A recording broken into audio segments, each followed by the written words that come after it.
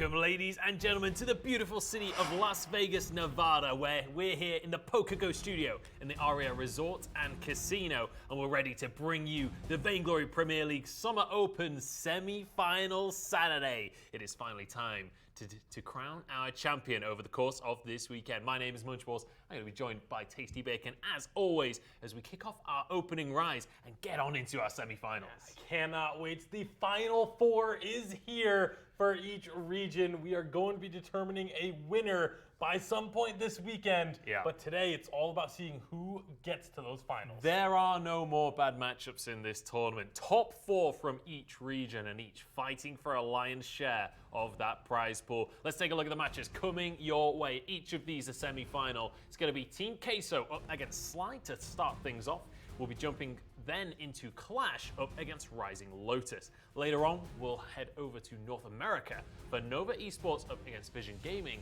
And then we'll round things out for today with Tribe Gaming up against Team Pharaohs. And you mentioned no bad matches. Every single one of those matchups, a marquee matchup. I cannot wait to dive on into these. Vision versus Nova, dude. I'm so excited. Let's talk about the bracket, though, and how these teams got here, and especially, I want to talk about Rising Lotus. They defeated Divine Vendetta 2-0, an upset of the tournament so far. Yeah, there's definitely one of the teams that was not really expected to make it to the semifinals, but they are here now playing for a chance at some of that cash that is up for grabs. And it's going to be really close to see how are they going to be able to push on further. Who is going to be able to take it? Now, I can tell you who I think is going to be taking it right now. In our predictions, I think it's going to be Clash. I think Queso is second. I think Rising Lotus, they're coming on that late game hype train. Now, we both agree that it is going to be Clash and Queso moving on to the finals. But that third place spot is up for grabs. We want to hear what you guys have to say. Make sure you hop onto social media and use the hashtags of whichever team you think is going to be taking this one home. And don't forget to use the hashtag VPL as well and tag us in the tweet. Vainglory Esport is going to be the Twitter handle you need to get involved with. But let's talk a little bit about those predictions that we've made, because we've differed pretty significantly there. I think Clash are the favorite coming on into this week. Opposite side of the bracket to Queso. I think those two as top two is a pretty safe bet, but I think Clash right now mechanically have the edge on Queso. They may have the edge mechanically, but when it comes to the actual team play and synergy and the way that they cooperate as a full unit, that's where I think Queso has the advantage, and that's why I think that Queso is going to be the team to beat when it comes time to tomorrow. I agree with you to an extent. I do think that Queso have a slight advantage in their coordination, but I don't think it's enough. I don't think it's so much of an advantage that that's going to defeat. You know, you've got players like I'm the Doom, players like Disowned also, incredibly impressive recently. And you've got players like Hundor and Tyrus and Palmatoro and Tendo JJ. I'm not trying to say that top they're not to good. bottom. I'm not saying they're not good. I'm just saying I think Clash has the edge right now. We're going to have to see. We'll get on into potentially that matchup tomorrow. We have to get through our semifinals first, though. Let's take a look at our players to watch. And you mentioned Tyrus already. This guy, huge playmaker. Yeah, a massive KDA for a jungler especially coming into this weekend of games. He has been phenomenal all throughout this Summer Open, but on the other side is going to be Leon as a player to watch as well. And this is the guy that I want to talk about. When I'm talking about how Clash are the top in my opinion, this guy is at one of the major regions. Look, 3 roles played so far out of 4 games. He can play any role on the map. He can play any hero in the game. He's mechanically insane. I think he's probably played the most Vainglory out of anyone in the world. I'd actually be pretty comfortable saying that, honestly. Yeah, and there's a reason why last week when we had the hit or miss on who's the best player in Europe, I said Leon, I feel like, is the best player in Europe because of that versatility, because of the fact that he can adapt into any position that the team needs him to play in. Yeah, and honestly, I think it's such a difficult player to play against, and we'll see how that's going to pan out across the course of today, but I want you guys to keep your eyes on him and on Tyrus. I think those two are going to be the difference makers in their series. But let's take a look at what everyone is playing for here today. Our Dollar Shave Club prize pool, $10,000 up for grabs across both regions. And that top prize of $3,000 will be won by the end of the weekend. Yeah, one of these teams, unfortunately, will be going home empty-handed, but the other 3 will be quite happy. And you win today, you're guaranteed at least $1,500. not too shabby for 4 weekends worth of work. Absolutely. Let's take a look at our first semi-final presented by Playvig. It's going to be Team Queso up against Team Sly. And we spoke to Queso leading on into this weekend's matches to find out what Bayou was thinking about their chances in our Razor phone. Bayou here, coach for Team Queso. How you doing? So this VPL has been very interesting to us. Up till last week, we were not really able to field a full roster, and unfortunately, that's not going to be the case either for today. And that's a shame, it really is. That being said, we still managed to train a lot. We still managed to come fully prepared for our upcoming matches. I have great confidence in my players. I believe they're one of the best of Europe. And not only that, they're also my friends, and I value them a lot.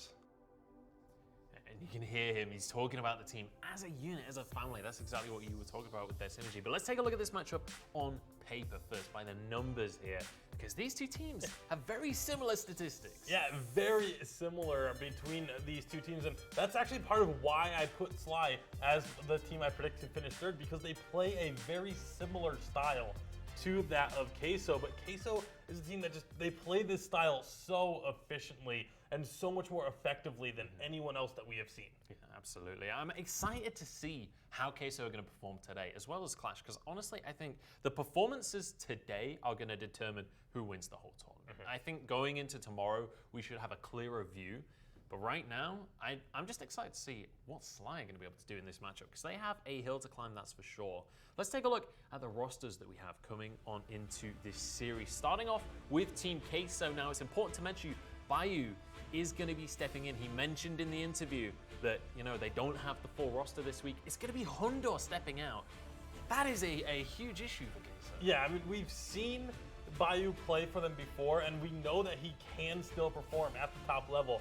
But this is Hondor's shoes that he's trying to fill this time. That is the marquee player for this side. He's the guy with the kill record. That's a lot to try and fill in for.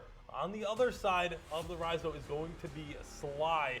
Their lineup consisting of Solicitude, Cracks, you have Sneaky, Nomad Vagabond, and Safantu, all going to be trying to come together and hopefully being able to take down the giant that is Queso. Absolutely. And I'm curious to see how these guys are going to perform, especially Solicitude. I think when we talk about Sly, Solicitude has been a player that before this tournament, it wasn't a huge name in my list of players, but his performance so far in the VPL has been exceptional. He's been topping some of the statistics. He's been doing amazing work in the game, making plays for the team.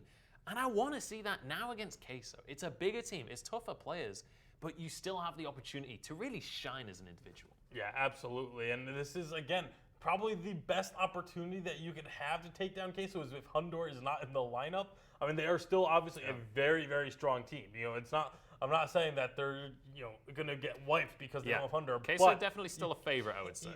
But you have to say that without Hondor, how are Queso going to be as cerebral? I would expect them to try and play the same style. But it's just going to be a matter of will they be able to execute that. I mean, they do have their coach on the field, so I'd maybe hope they're even more cerebral. We'll have to wait and see. But before we jump on into our first semi-final, you've already seen it on social media. The Autumn Open has been announced. October the 20th will be the date that it all kicks off, and sign-ups are open. You guys at home can get involved. It's an open tournament, just like this one has been. And we want to see you guys jumping onto Sovereign's Rise. You got 4 friends? Get involved. Sign up. It's going to be happening on October 20th until the 28th. So only 2 weekends, but still that $10,000 up for grabs. Yeah, absolutely. Head over onto Twitter, check out the signups, get yourself a team. You could then potentially be one of these teams vying for a chunk of change from just 2 weeks. That's all it takes. And also, opportunity to play against the pros. We'll see you guys in the Autumn Open. But it's time for our first semi-final to kick off. Queso against Sly. And we'll see how this draft is going to go, because this is going to dictate a lot when it comes to this matchup. We have a lot of power picks available for these guys, and especially Queso, they have champion oceans, not champion points. Yeah, there's a lot of options available to both of these sides. We'll see where the priority is going to lie. Will things have changed up from the previous week or two, or are we going to see teams with the same sort of emphasis? And you see right away, Queso, they're going straight for that Arden, just going with the safer pick. even though there are some of those really strong carries still available, they want to make sure they lock down this Arden pick because of how much impact he's able to have on a game. This is a trend we've been seeing across the course of VPL. The better teams go for their core of the team first. Go for the captains, go for the things that, first of all, aren't going to give away your strategy, but second of all, are good in most compositions. They're not like hard counterable. Yeah, you have a lot of flexibility with those heroes. You can put them into multiple different roles, and you see the same thing coming out from the side of Sly, grabbing that Tony, grabbing the Adagio. There's so many different compositions that you can still build with those two heroes on your team. Flicker going to be the next one off the board, so it's all about the utility with these two teams. Yeah, absolutely, and hard engage as well. Something Flicker definitely offers if they lock in that fortress. This is a team fight comp and a half right now. We've been talking about Queso playing, this team game, this unit rotating around the map, but this composition right now, they want to fight. Yeah, absolutely. And because, again, these two teams play very similar styles, I wouldn't be surprised at all to see Sly, go for one of your damage dealers now because you're going to be obviously 4 picks deep when this is done, but I wouldn't be surprised to see something like a Lorelei come out as well, who can also be part of that hard engage or disengage, being able to provide a lot of cover for the carries. But it looks like they're going to be maybe hovering with Grace. Grace can work as well. Grace and Lorelei, in my eyes, are they kind of fill the same role in a draft. Assuming that they're both captain at least, then they fill the same role. Like, they peel for their team, they have an individual ult that will save one person specifically, and then they have some utility. They've each got an AoE stun. The main difference is just that Grace is more of a tankier version of the role, so I think the fact that they had the Adagio, they wanted to go for a little bit more of that tankiness, that beefiness up front. So it does make a lot of sense, but the Gwen going to be picked up here by the side of Queso, and we've been seeing Gwen have such a large impact over the last 2 weeks. This is probably the strongest carry in the game when it comes to the weapon power carries. Maybe Baron could give her a run for the money, but when it comes to someone who's able to be safe and just standing still, you almost forget about Kinetic because he's pretty much permabanned. Permabanned. Kensei is in that same conversation. Celeste going to be the last lock in here for Queso. So looking for those team fights, but not really that much before sort of level 8. That's when this team will really spike. Sky being hovered right now, I'd love to see Sly go for something like a Baron. Sky, honestly, I've been incredibly unimpressed by over the last few weeks. It's really felt lackluster. We've seen a lot of teams playing it, but really not seen it have much success. A lot of teams seem to play the Sky when they don't really have any other option for getting onto an enemy team's backline, and that feels like what they're doing here. They don't have a way to get to the Gwen unless they have Sky being able to use a Surrey Strike deep in. But as you mentioned, it leaves the Sky so vulnerable that more often than not, we end up seeing the Sky either being tentative or hesitant to go in, or just getting caught out as soon as they do. So it requires a very steady play style from a team to be able to execute with the Sky. I agree. I just think things like Baron or Vox are just really solid options right now. I don't know. Maybe I'm going to be proven wrong. It's definitely a hero that can be used very well. We've just not really seen it that much in the last couple of weeks. And realistically, that's what I'm going to look at when it comes to this kind of analysis. The Samuel, though, incredibly strong. I have to say, though, on face value, this draft, I think it favors Queso. I think it's more coordinated from Queso. I think they have a much more clear win condition, but also an easier one to achieve. Not only that, but it's also an earlier win condition. When you have the Flicker and the Fortress, you can start forcing fights very early on because you have so much movement speed, especially once you hit that level 6 mark and you have those ultimates start coming online. There's just more utility options for Queso. They're very similar overall plans for both of these drafts, but there's just more options available to Queso because of the way that because of the priorities they put on their heroes. Yeah, absolutely. But obviously, on the other side of that slide, they're going to want these long, drawn-out team fights, especially with something like a Samuel as one of the major damage dealers. It's time to jump into our very first semi-final of the VPL Summer Open. It's time to get on into Queso versus Sly. Take it away, Flash and Humanist. Ladies and gentlemen, welcome to our first series of the day. My name's Humanist. I'm joined by the one and only Flash X. Flash, how are you doing today, my man? Humanist, I'm doing very well. Didn't think I was going to be here today, but definitely excited to be able to fill in for Excoundrel. first semifinals matchup of the day, Team Queso versus Sly. This is surely going to be a great matchup. Surely is going to be a great matchup, and these teams not scared to throw blows. I think there's a lot of confidence on both sides here, and right now, Techno JJ, he's going to be in a bad place. Going down, his first blood goes to Sly. Wrong. Actually, we might have a second blood even comes.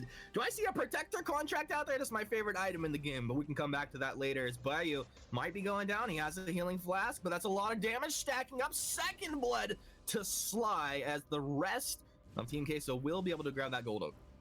Sly stepping up big time. Queso just in the wrong place at the wrong time and definitely getting punished for it. We do have Bayou stepping into the roster here today, so that's definitely going to hurt Queso. The fact that Hundor is not going to be in this lineup for such an important match. You definitely want your best players in there, but Queso going to have to adapt, adjust, make sure they are ready for this Sly roster. But Sly putting on the early game pressure and aggression. Samuel, we have seen that all throughout this entire tournament, does it so effectively well. And Sly not backing down to Queso.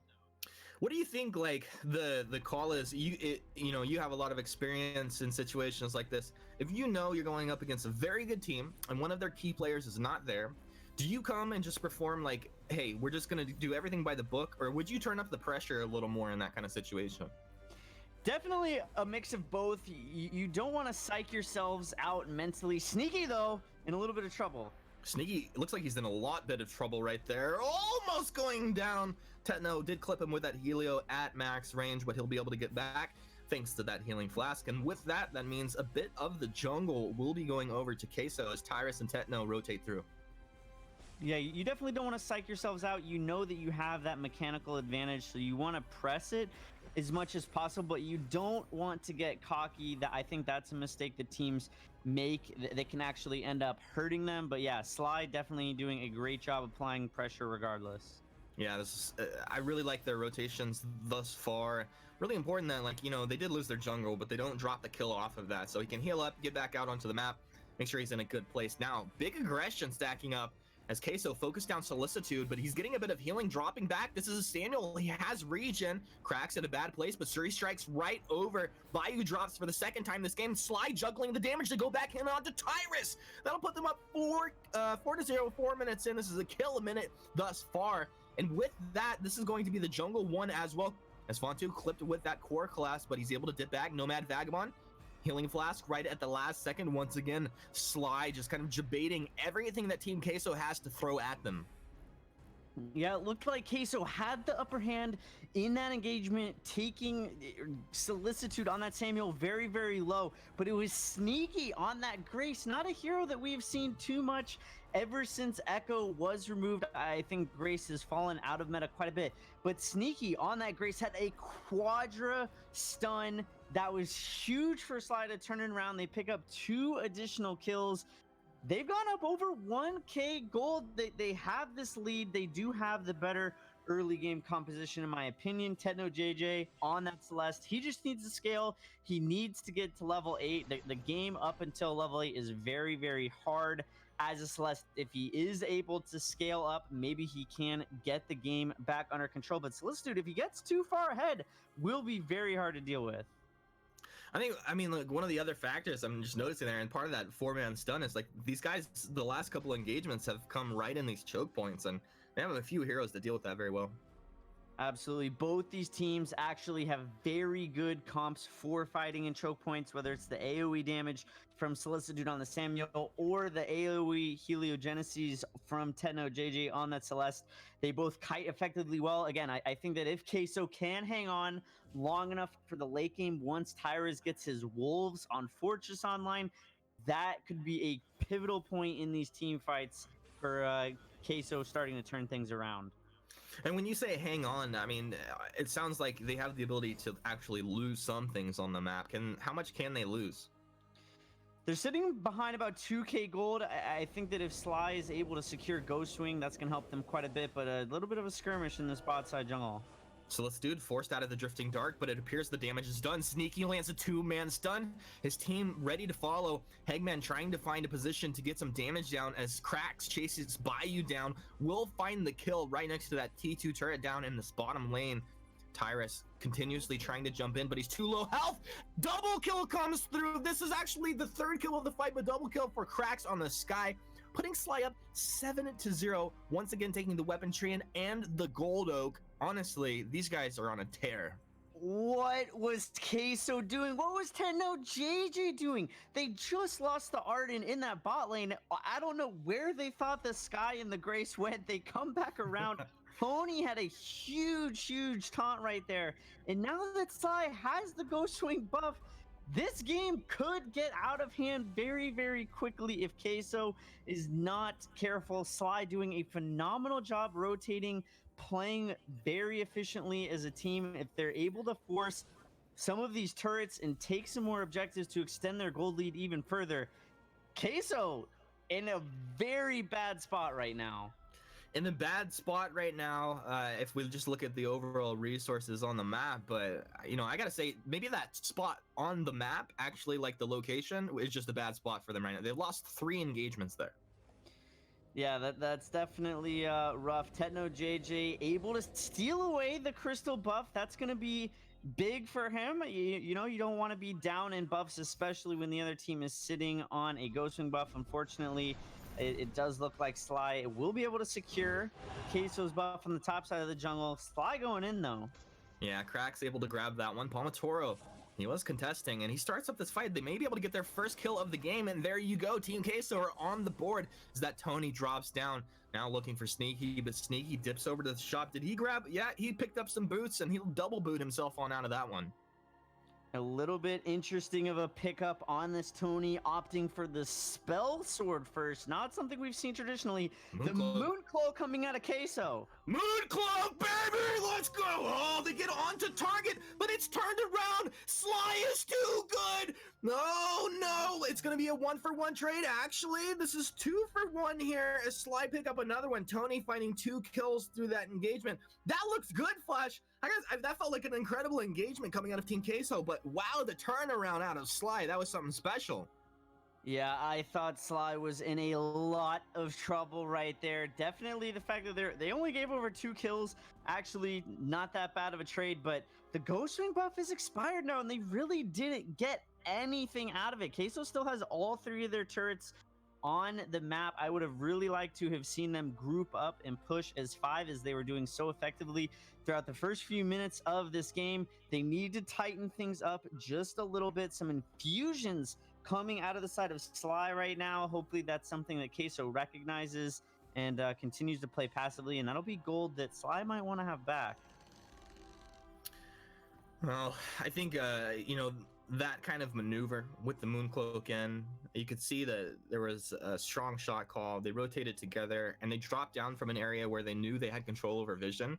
If they can do that a couple more times, they will eventually find a good fight. So vision is going to be incredibly important. Sly has to continue to fight in areas where they do have control over that. Right now, though, a little bit of a battle over this crystal tree, as well as a few scout cams dropping down. Sneaky's on the front side of this fight. Crystal Tree contested, but it goes over to the Team Queso. Tetno has good positioning as the gauntlet comes down. Sly able to slip on out of that one. Nobody caught here. So that's a nice one for Team Queso, at least getting that crystal buff. Safantu, he's making me really nervous with how he's building this Tony. Not only did he go spell sword first, he also has the teleport boots. In Tony, in this composition, Grace is their only front line. I really think they needed to have a secondary front line in this Tony able to absorb this damage. But right now, this is not the build he needs to be able to do that. So should be interesting to see how this scales. Yeah, bro, but this Grace is sneaky. Are you kidding me? Uh-oh, here we go once again on the choke point. How's this going to work out for Team Queso? A nice Oblivion puts 2 to sleep. Sfantu trying to get back. He will drop down. Adagio goes down as well. Team Queso smell blood, and they'll be moving in Mooncloak to boost them forward.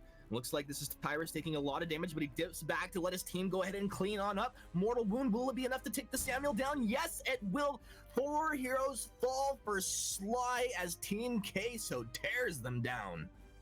Big yikes. Queso turning up the heat, punishing Sly for what I think are very sloppy builds. They started off so well, but I think it's coming back to bite them. Queso is reaching their stride. The Celeste is online now. She has that additional range in her Heliogenesis. Tyra's with Attack of the Pack now, able to block a lot of the damage coming out of Samuel, and Queso looking to be the stronger team in this mid game, and I definitely think it's going to be them scaling better. Oh, Sneaky just snuck himself a little weapon buff, jumps in with his A, takes it away from Tyrus and Hegman. And I also, Flash, maybe break it down a little bit for us, but, Hegman, I feel like he's having a great game on this Gwen here. Yeah, Hegman, we've seen him play a lot of captain. He seems to be a great flex player, filling in to whatever role his team needs him to fill. He's got the perfect game so far, 3-0-4. Sly, though, they need to back up because they're not grouped as 5 and Queso is. Queso grouped up as 5, has the buff. Hegman, just speaking of the monster himself, lands the stun to start it off. Gauntlet's there. Bada Boom disrupts the fight. Adagio caught within the gauntlet, and this will be one solid kill going over to Queso. With that, a quick rotation over to Black Claw. Now, this feels like it's going to be an interesting situation, but Sly, well, they're going to make it not so interesting as they completely avoid the situation. Rotating down to the bot lane. Looks like they're going to be giving up this Black Claw for free. They're going to try and equalize what they can. They'll get one turret with it. They need to get back to be able to fend this Black Claw push. Definitely going to need to group up. Samuel, though, only sitting at 1 tier 3 item at 13 minutes in. With how great of a start he had, you hate to see that happen. I did like to see that call to just very quickly take a turret down and bottom, so it's not like they're just ported back and lose 1 to 2 turrets with nothing traded out there. But Team Queso also making some quick calls themselves. They'll let Blackclaw hammer down, get some good damage down in mid. They drop down into bottom, and they'll get that return turret in the bottom lane. Now, Palmatoro moving forward under the guise of invisibility. A flare will come out, spot him there. Does Palmer have Mooncloak? He does. This could be a dangerous situation. Sly needs to keep this vision up constantly. Sly, again, they had such a strong early game purely because of how well grouped they were. Grace going in by herself. She's going to fall, unfortunately.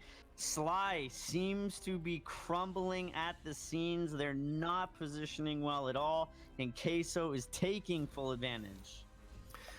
That felt like a huge miscommunication. I feel like you got a couple of players on Sly that are trying to achieve different objectives, and there was, Tony and Sky were in the top lane. They did get the T1 turret there, but then Tony TP's back, Sky kind of hangs around, starts the TP, cancels it, and in the meantime, they lose the Grace like you mentioned. And it's falling a little flat here in the last couple minutes. Is there any way to turn this ship around for them? They just need to group. I mean, at this stage of the game, with these huge objectives like Ghostwing, like Black Claw Online, if you lose a player, the other team, if they're operating at maximum efficiency, they're going to take these objectives and punish you for it. So it's definitely something that, we saw Sneaky go down there. That's a free Ghostwing over to Queso. Queso now looking to start applying some pressure up into this top lane. Celeste has the Dragon's Eye online. I'm sure she's going to be finishing up that Broken Myth or Clockwork very, very shortly. And her damage is going to start packing quite the punch. It will indeed. And Hegman also has his crit up and running, has that fresh weapon infusion. Level 11, still pretty significant here. And Aces High will not connect. Hegman, we saw that. Clip it. Tweeted out to this. No, I'm just kidding. Hegman, he's had a great game thus far, and you're not going to land every one of those Aces Highs. Definitely a skill shot there. But under Mooncloak, Team Queso moving forward. They'll realize there is some vision down. This is just kind of a control movement. Once they realize they're not going to get the initiation, they don't overcommit.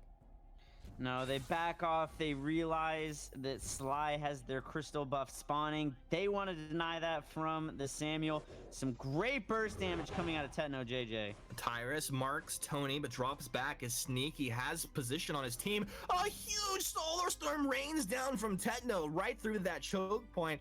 and Sly are definitely going to go ahead and think twice about moving in on Team Queso after eating that much damage. A nice taunt over the wall from Esfantu.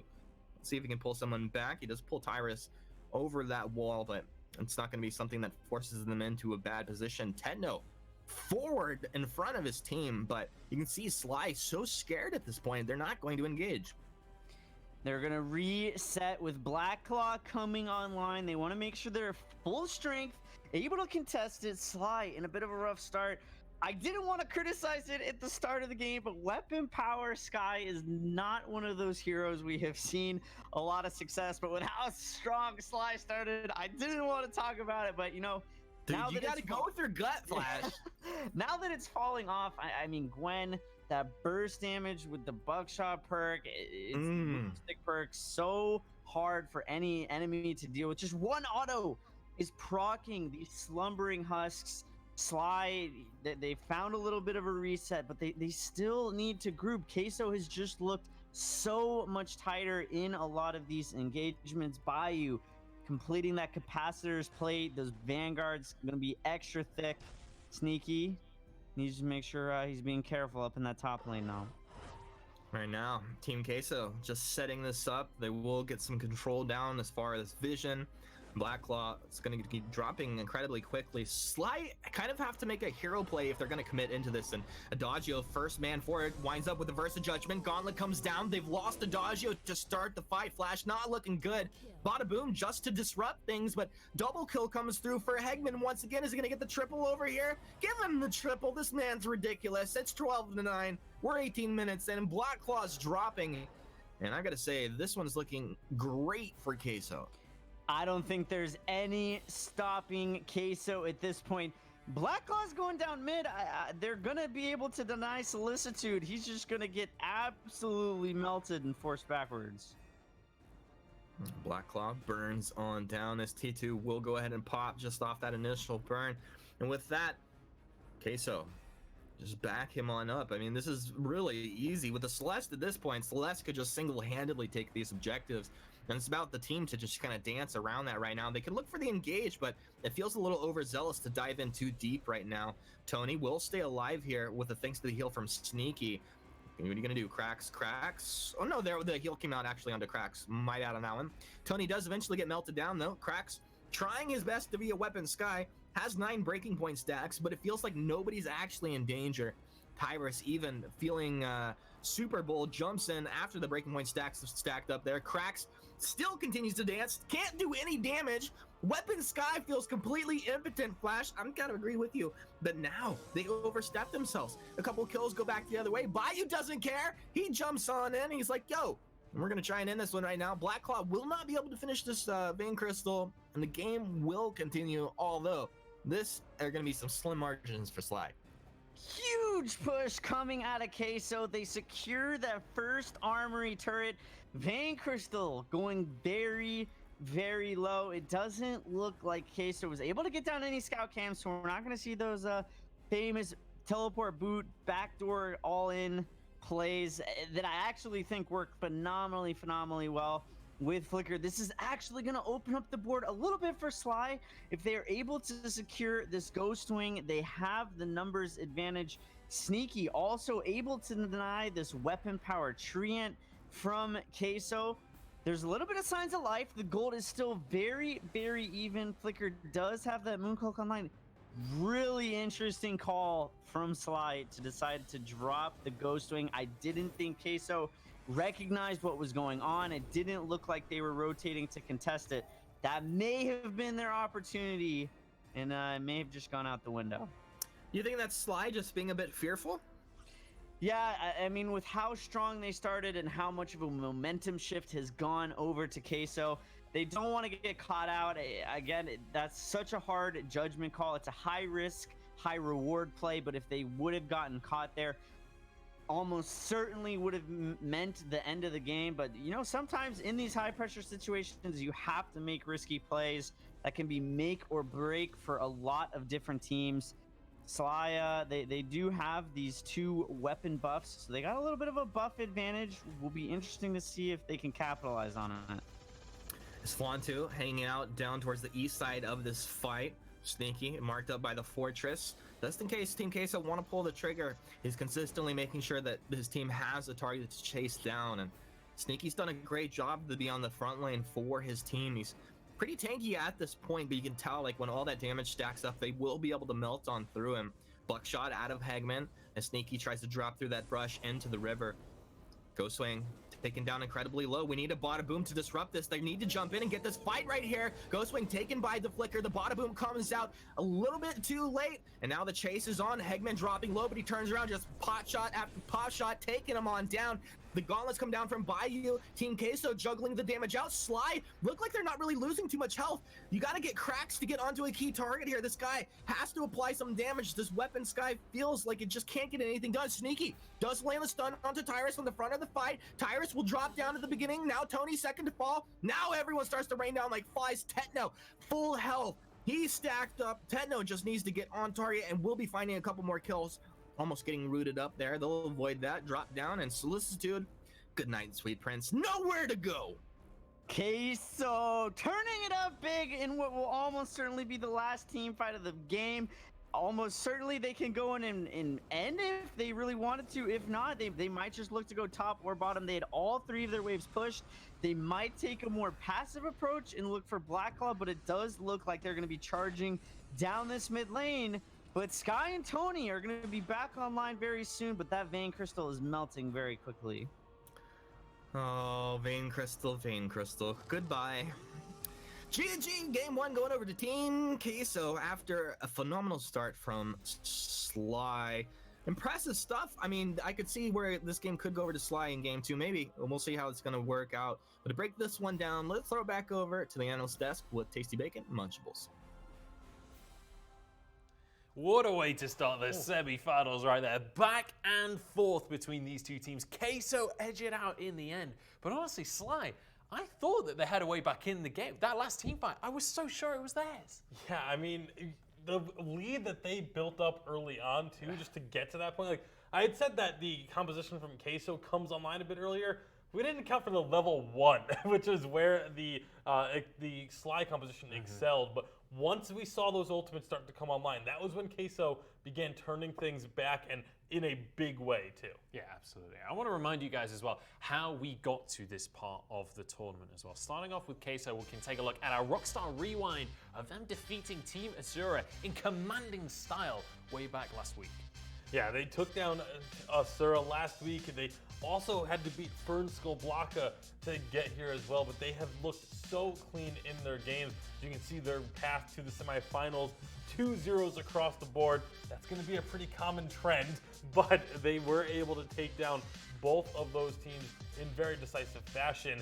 We can also take a look at what the members of Sly have done to get here in their Rockstar Rewind. You see their matchup last week. Yeah, absolutely. You can see the coordination from this team in the team fights, and this is something we saw a bit from them today. We've seen glimpses of that today in their game, but not really quite to the same extent. They seemed a little bit, split today. I want to see more of that coordination, more of that playing around the team fight, playing around your composition. We can see they beat Team GG and Fiery Tail to make it to this point in the tournament. Yeah, their first 5 minutes of this game was so good. They were constantly moving as 5, but then they started to break up a little bit. They started to focus on getting some farm onto key targets, but as a result, they were able. Some of them got picked off, and then that allowed Queso to just find these huge sweeping team fights and clean things up. Absolutely, and I mean, that early game, we're into the draft for game number 2, but I want to talk about Tyrus there. He was our player to watch coming into today for the likes of Queso,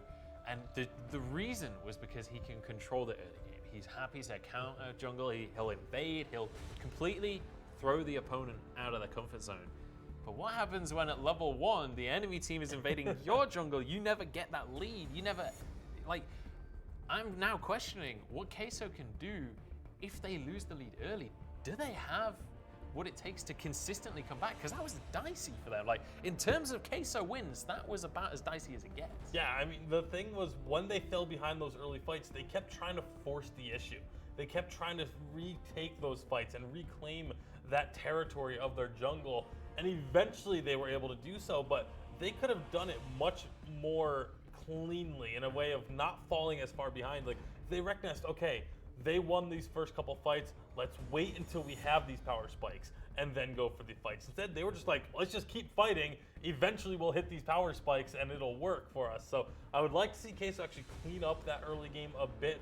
If Sly plays as aggressively as they do this time, Queso, just reel it back, focus on the farm that you have available to you, and then just when you hit those power spikes, go all in again. But I will say that Queso, one of the things that came out from that early game, from them constantly still being aggressive, was they were able to invade into the opponent's jungle every so often. Yeah. Because the teams were basically just swapping jungle sides at that point. Which happens a surprising amount in high-level Vainglory as well. Let's catch up with this draft so far. Fortress was banned out this time, which means Grumpjaw made it through as the first pick. He's going to be backed up by Lorelei and Tony.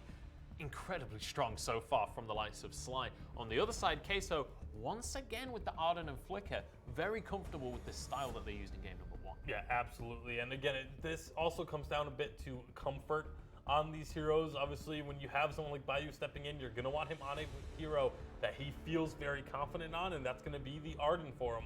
So we'll see if it is going to continue to be Arden in his hands. I would expect it to be. But with Grumpjaw, Lorelei on the other side, again, this level 1, the team fight ability at level 1 is actually through the roof right now with just these first 3 picks. Yeah, absolutely. Honestly, after game 1 as well, I expect sparring at level 1. I expect these guys to kind of test the waters, and especially Sly. That was the part of the game that worked really well for them. So I'd love to see them force that issue again. Grace, this time on the side of Queso. I mean, we mentioned Grace and Lorelei, kind of similar picks. We've got one on either side. Yeah, in early game, this Grace was actually one of the reasons why Sly was able to win those fights, because getting multiple man stuns and level 1 just completely changes the course of any sort of engagement. So we'll see now as we go into this matchup. Like late game, I feel like that's when this Grace can start to struggle a bit.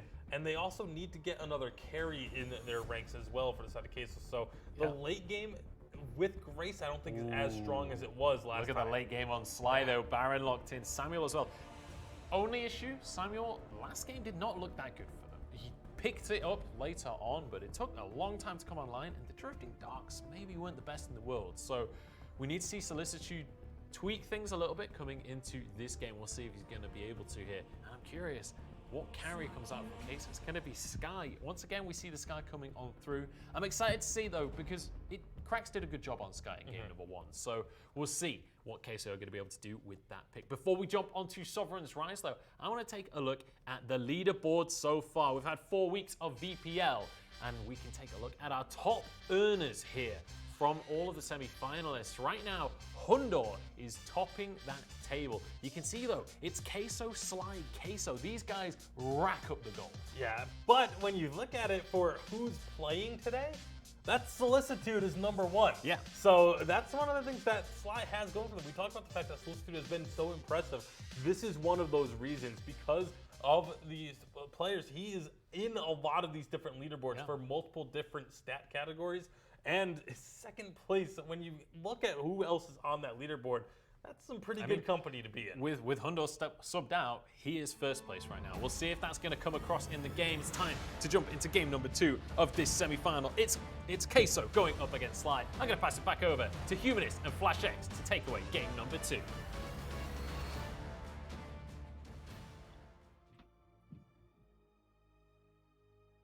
Ladies and gentlemen, welcome to Game 2. My name's Humanist, once again joined by Flash X, and this is going to be an interesting situation here as Queso, once again playing with Bayou, take Game 1, and Sly feel like they can do it, Flash.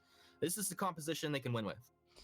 Well, Queso did go with that weapon power, Sky. I doubted it in game number 1. It did fall flat. Queso need to have a better start this game. Their comp, again, they do have that Celeste, so they'll be starting This a little looks bit bad, slower. Flash. It looks quite bad over here for Sly, but they get it. They get the weapon chant on Esfantu. Can he get himself back with the healing flask? And it's a Tony. He's tanky enough. They walk away. That's a 5-man rotation. Not just a 5-man rotation. Sly is also finding the counter invade, taking all of Queso's jungle. I think Queso is going to be quite behind after this first rotation. Dude, this is 3 buffs going the way of Sly. And this was great. You know, they showed that they had strong early game, in game. Fonte, you're dead, right? Yep, you're dead. He's gonna taunt Team Queso as he dies. Something about that doesn't make sense. That's gonna wish that they had that first blood back, but Queso definitely feeling good about that one. A little bit of counter pressure coming back from Sly, but nothing Queso's gonna be too worried about. But yeah, giving over that first blood after having such a strong first rotation, that might be something that Queso has to feel pretty good about.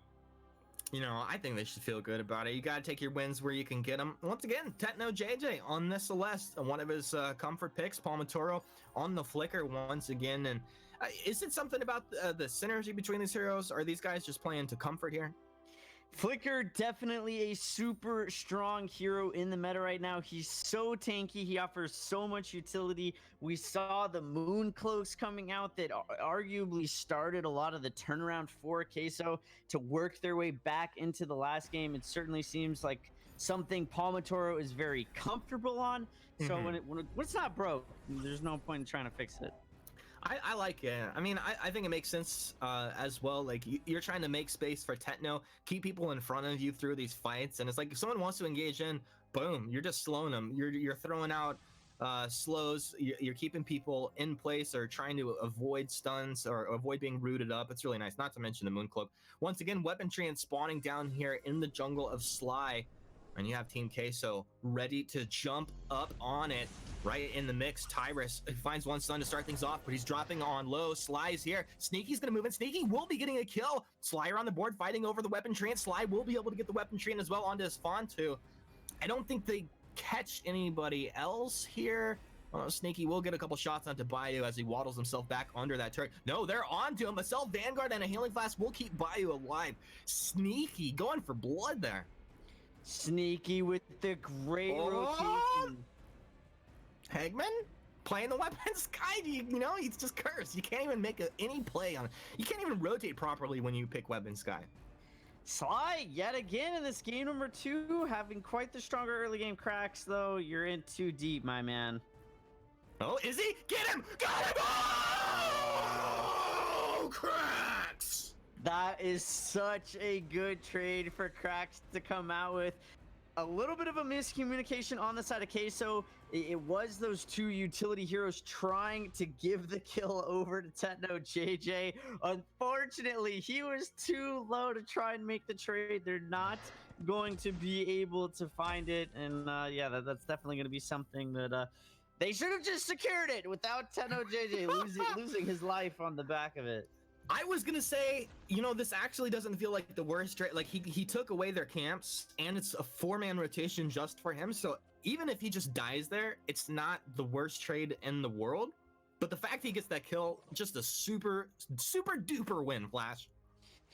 Absolutely, Techno. He needs to start finding some of these jungle camps so he can scale up. We saw Queso had the very rough early game last game before this Celeste hit level 8, which is really where she came online. But I don't know if the Queso composition scales as well as it did last game. I think Gwen scales much better than a weapon power Sky does. It's going to be all about her finding stacks. But you've Solicitude on this Baron. He's been a little bit quiet in the early game, but he might become very, very deadly if he is able to ramp up quite enough. And Sneaky, looking for a little bit of a rotation. He's not going to find it. He's going to head back to top lane.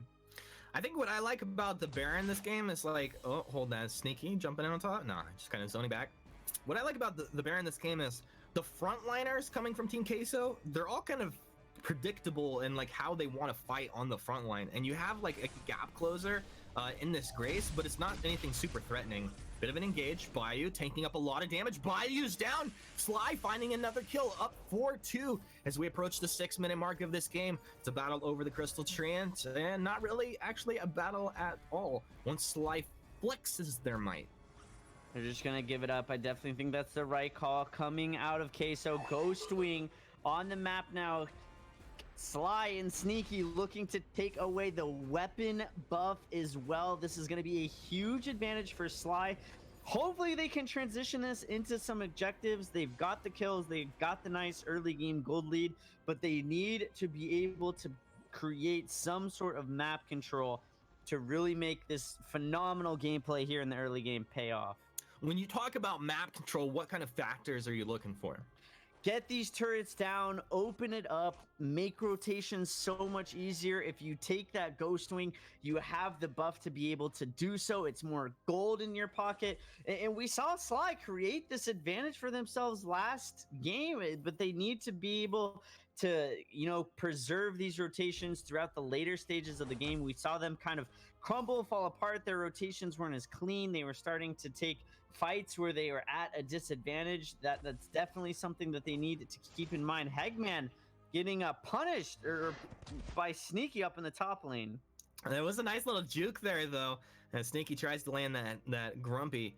Tyrus is in. They have some slow. Was that a Dragon Blood contract propped off of them? We're not quite sure what maybe I'm just seeing things, but they will be able to get Sneaky low. Won't find the kill.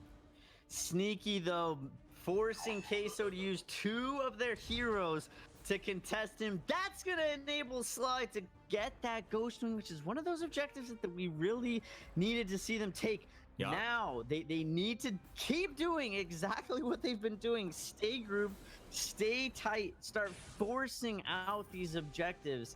And that's really going to be critical for them to remain successful through the mid game, especially Celeste. She's still sitting at level 6. She needs 2 more levels to hit that very, very critical power spike. Dude, down on farm too. Look at 47 last hits for Sneaky over here, 46 for Cracks. Solicitude not farming incredibly well, only 29 for him, but Tedno sitting at 41. It's not too far ahead. And oh my goodness, Hegman just getting demolished over here as Sneaky tears him apart. His team can't keep him alive. Sly will take the weapon buff one more time.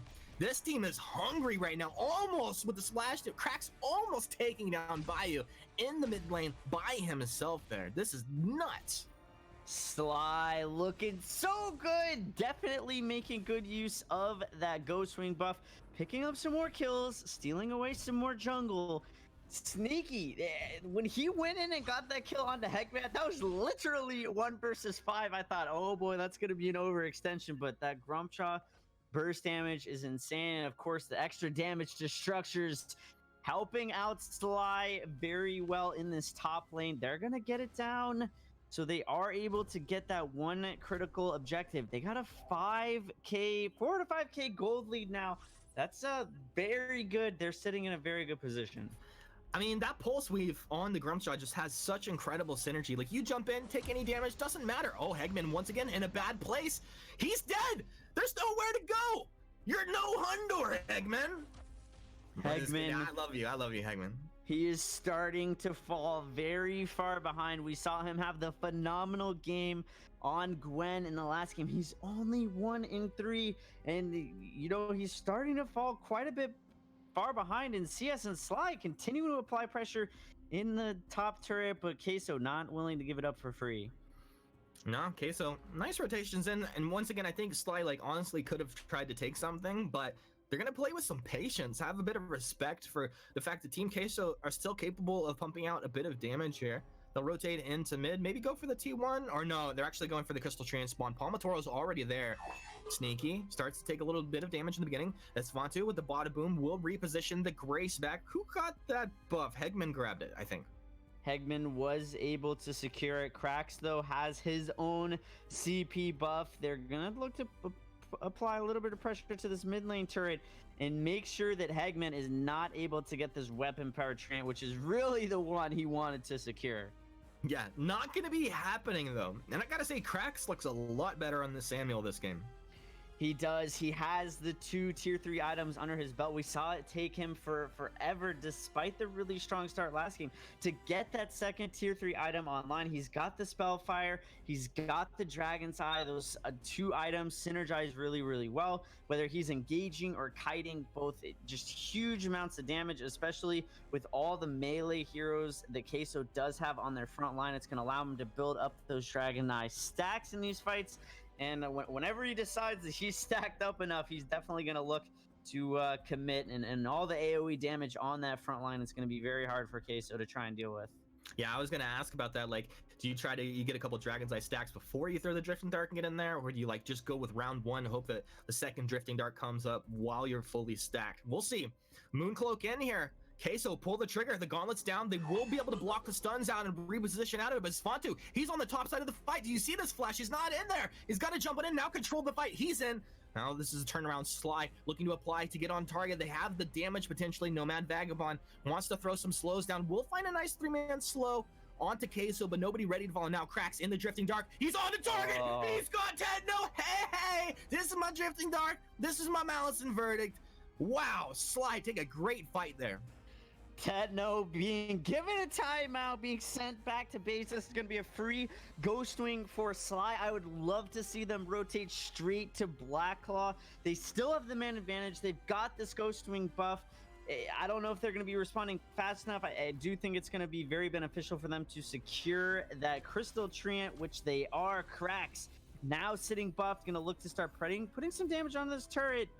As they rotate around, they want to make sure they control these buffs. This is great rotation coming out of Sly. These rotations so much better. 6k gold lead. Queso in a bit of a rough spot. Techno does have the level 8 online now, but he only has that Dragon's Thigh for damage. Oh man, You see this that feels bad, man. Yeah, it feels bad, man.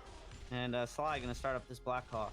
Like, this is the kind of position. Oh, nice stun. Nomad Vagabond starting off with the stun onto Techno. So much damage coming out. Like, Techno is just made of paper right now.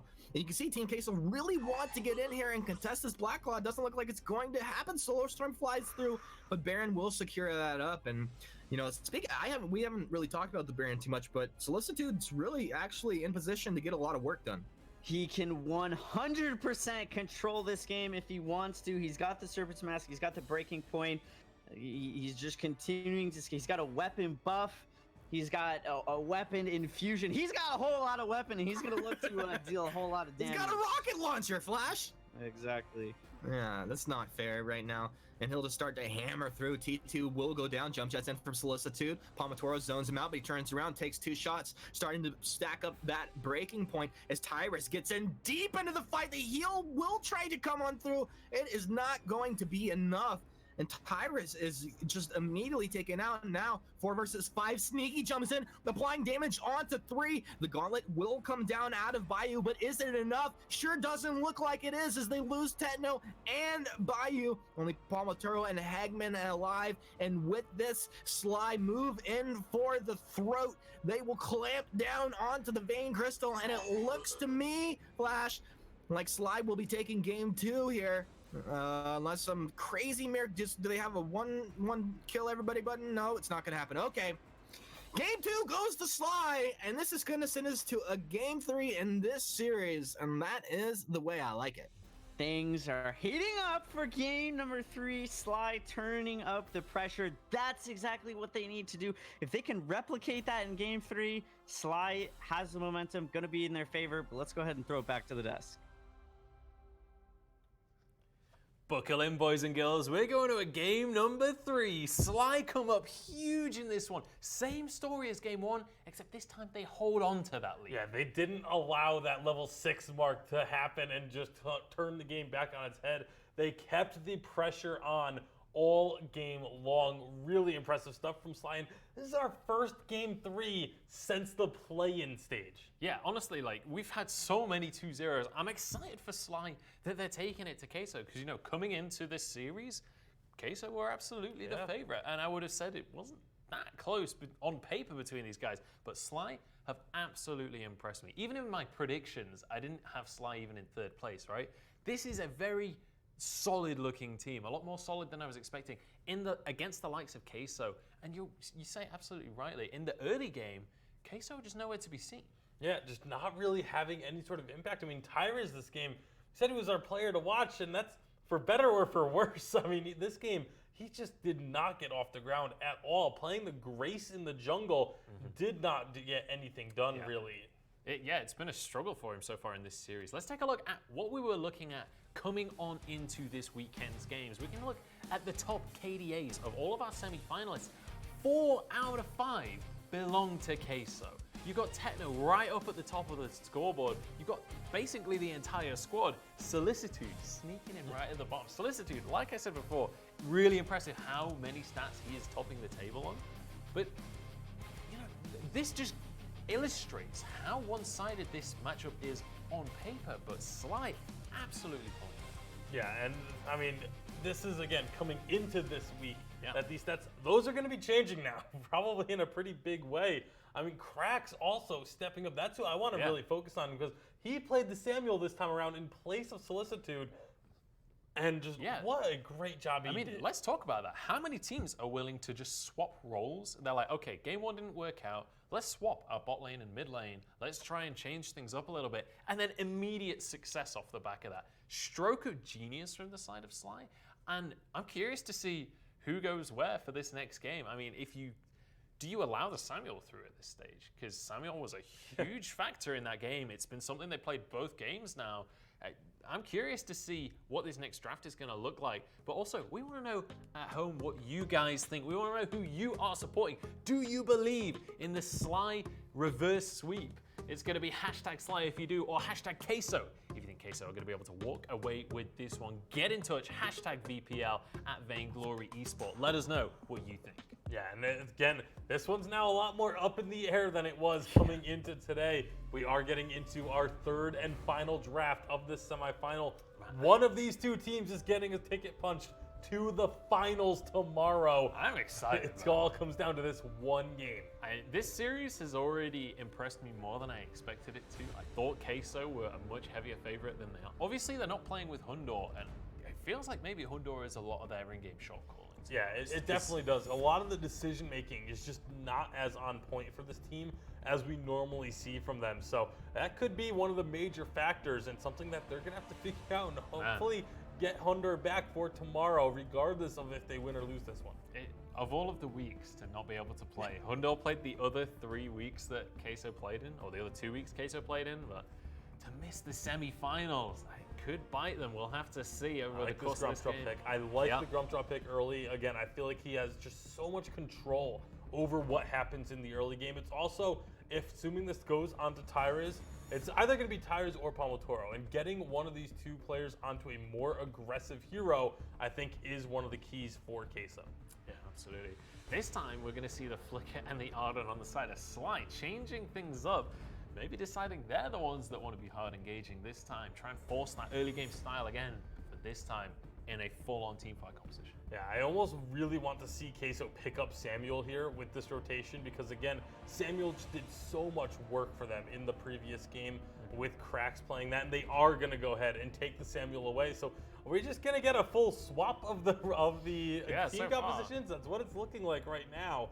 We'll see if they continue to play ball with this strategy. I'm very curious what mage Sly will lock in now. I think probably Celeste, but there's things like Malene on the table as well, which, you know, very good at controlling early on in the game, and that is what these guys have been needing in this series. There's the Celeste. So again, just taking each other's lineups and just swapping them thus far.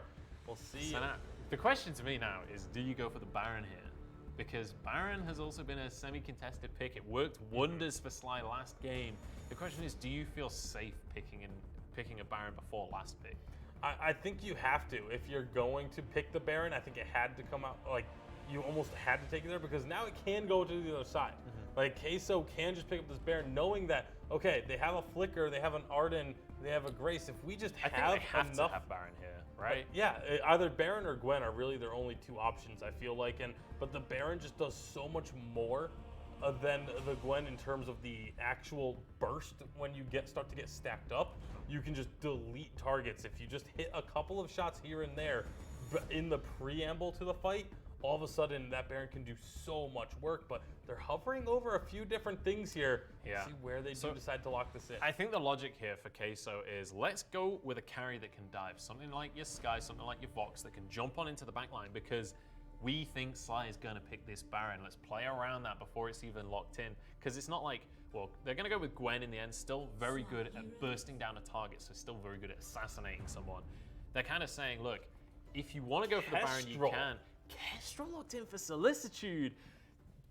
Kestrel, incredibly strong weapon power carry. Difficult to maximize that damage output though. If you're missing those glimmer shots, you're nowhere near as effective as some of the other carries. It's not only that, but if you do get jumped on at all, I mean, a lot of carries are if you get jumped on at all, you're going to get imploded upon. But if Kestrel gets jumped on, she can't do any damage in return. Whereas, something like the Gwen or the Baron or something, if they get jumped on, they can still get an auto attack out and still do a lot of chunk damage. But Kestrel, if she's jumped on, she's just dead in the water. Even if she gets attacks off, it's not as impactful as a Baron attack or a Gwen attack. So that's going to be really important. That situation is where this Grace pick comes in as well, because those Divine Interventions have to be absolutely spot on. If we do see Solicitude caught out on the Kestrel, we have to see the Grace Ult immediately. You have to have that hard engage and stop that situation happening.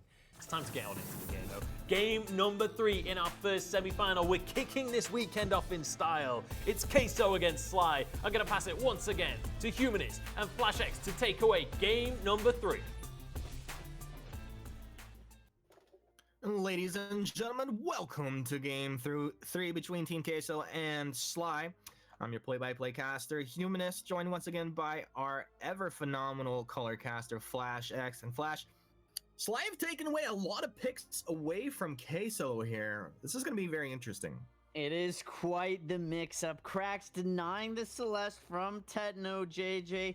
I don't know how much it's going to matter. It didn't matter too much last game. Sly is still very confident in their early game abilities. It does look like Queso, though, has drafted the stronger early game composition, but they need to make sure they are executing accordingly. They got a little bit sloppy, and they were punished for it.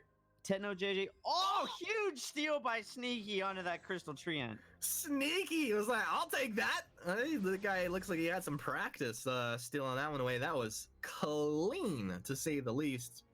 I'm excited to see Hegman back on the Gwen, though. I think he had a pretty phenomenal game 1 on this hero. He had a great game on Gwen in game number 1, so hopefully he could replicate some of that here in game 2. I think her ability to get out of these core collapses or these active camos with her skedaddle is going to be crucial to coming through here. Solicitude on weapon power Kestrel, another one of those heroes that we've not seen too much thus far in this tournament. Should be very interesting to see how it plays out, but I do think Queso has a very tanky front line in Grumpjaw and Tony to be able to deal with it, but things looking to be going the way of Sly as they have in all 3 games during this early game. I feel like the weapon Kestrel, not necessarily like a bad pick, but 2 things I worry about is the splash damage coming out of that Samuel if Solicitude's trying to like dip into active camo through these fights, be elusive, as well as that Grumpshot. Very easy for that Grumpshot to get on. And I would say even 3 things, because Buckshot is very a great ability when you're trying to keep track of that Kestrel as well. 100%. Just both these teams looking to secure some of their farm, finding some recalls, picking up some more of their base items. Kestrel with 4 weapon blades, Celeste with 3 crystal bits.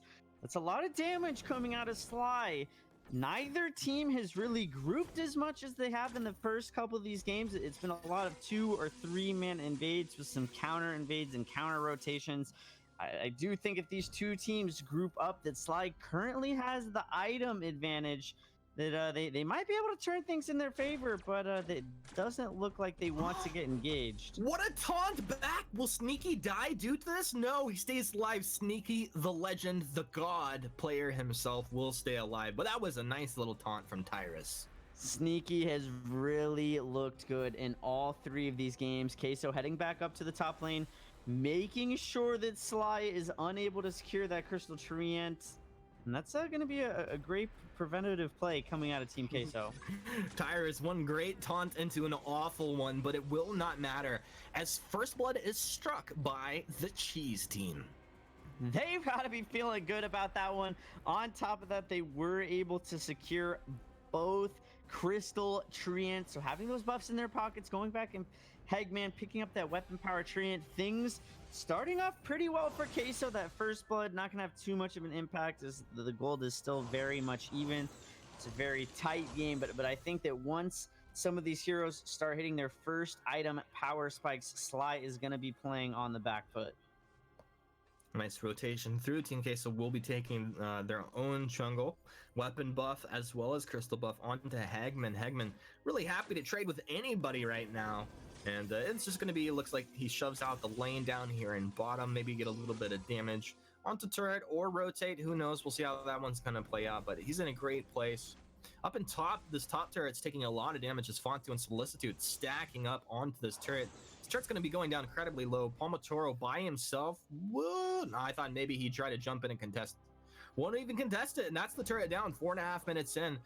Back to mid as the action continues. Nomad Vagabond will be able to get himself out of a sticky situation, but he's low on health. So is Cracks, as there's continuous pressure coming out of Queso here in the mid lane. That was great pressure by Sly in the top lane, though. Taking down a turret 4.5 minutes in, you don't typically see them fall that fast. Sly being aggressive upon it in the mid lane. No one's going to lose their life, though, but taking down that top turret, it's gold in the pockets of Sly. Additionally, it's going to open up the map. They don't have to dedicate as many resources up to this top lane. They're not going to be able to secure their weapon buff in a little bit of fight over the gold oak. And Goldo going the way of Sly, nice for them. Nomad Vagabond incredibly low, but Team Queso, while they get the weapon buff, will not find any return kills. And honestly, it felt like they were presented maybe 2 opportunities to find a pickup there. Kestrel is so good at melting down these objectives. Active camo to get out and find a little bit of reset. Celeste taunted, though. Yeah, taunted and chopped down. Sure looks like it. Can he get... Oh my goodness, how does he get out of that one? That was very, very fortunate for him to be able to rotate out. He had to pop the boots active to be able to get out of there. Sneaky, being sneaky, trying to take down some of Queso's jungle here. The ballet, the blood for blood. That was a beautiful play. Dude, that was so sweet. Detective Hegman couldn't track that one down. Tyrus, though, he gets caught up, ripped apart. Now Palmatoro's in. Palmatoro sees some low heroes, but he is the only one in position to follow up. If someone was there, like a drifting Dark Samuel, that would have been great for Team K. So unfortunately, it didn't work out so well for them. The Cracks, level 5, moves in, flexing up. Now continuously, Sly moves in. Hegman's dropping low. As Fontu as well, though, they turn it. Palmatoro hangs himself out to dry. He'll drop.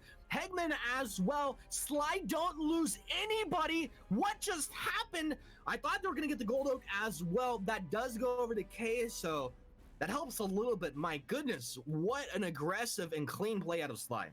Sly playing with so much confidence against such a good team like Queso. The Solar Storm connecting, but not able to find the kill. That was good. That was a good looking little Solar Storm. Won't find the kill, but that one shot, one kill sure will. Solicitude, the huge snipe on to Tyrus, taking his life. They turn their attention on to the Ghost Wing. Sly stepping it up big time. They've really looked great in the early game of all 3 of these games. They've got this buff now. They've got the confidence. Their rotations looking so much cleaner compared to game 1. Queso definitely wishing they had Hundor right about now. Yeah, Sly looking hungry, and luckily for them, this map is full of cheese. This map is full of cheese indeed. The Aces High coming through, Arden in some trouble. Sneaky, the god hero, will he get him out? Self Vanguard with the gauntlet. Is he out of there? Palmatoro won't be able to get killed. In fact, they turn it around. They've taken down the Samuel, now looking potentially for more. Mooncloak does come out, but nobody else will be caught. Sly pulling the trigger with the master debate from Sneaky himself. That is why these first 6 minutes are so important. The only reason Sneaky lived there was because of that Ghost Wing buff, and because Sly had the better early game. They were the ones who were able to secure it, and they have got to feel really good about that. Kestrel being taken down on the backside of that as well. Gonna jump in, Sly. They will get the weapon trant, potentially get some damage onto... No, they're gonna get the kill onto Tyrus, will they? One shot connects. Is the team ready to follow? A Crucible will come out, keeping him alive. They're actually gonna go ahead and toss Fonto back under the turret. He'll go down. Nice Oblivion to put 2 to sleep. Can they follow up for more? Sneaky's in a bad place, but they're able to turn around. It's traded 1 for 1 in that last engage. Solar Storm connects onto 3, but nobody will fall. Solicitude, he's found Hegman. Glimmer, 1 attack, and then tries to follow with 2 more Glimmers. They won't connect through. Maybe finds a kill if those both land. Either way, though, Sly on the front foot, making these plays happen. Solicitude on this Kestrel, excuse me, was actually the one who took down Gwen before that fight even started. He is having a phenomenal game. He's got his spell sword online. He's got a lot of damage supporting it underneath. Sitting at 4-0-3 is exactly where you want to be if you are this safe lane carry. That this gold is going to be crucial for him to take over this game. And for a hero like Celeste that typically struggles early, I think that this is bad news for Queso, as Krax has hit level 8 now. He's got his spell fire. The damage is going to be very hard for Queso to deal with.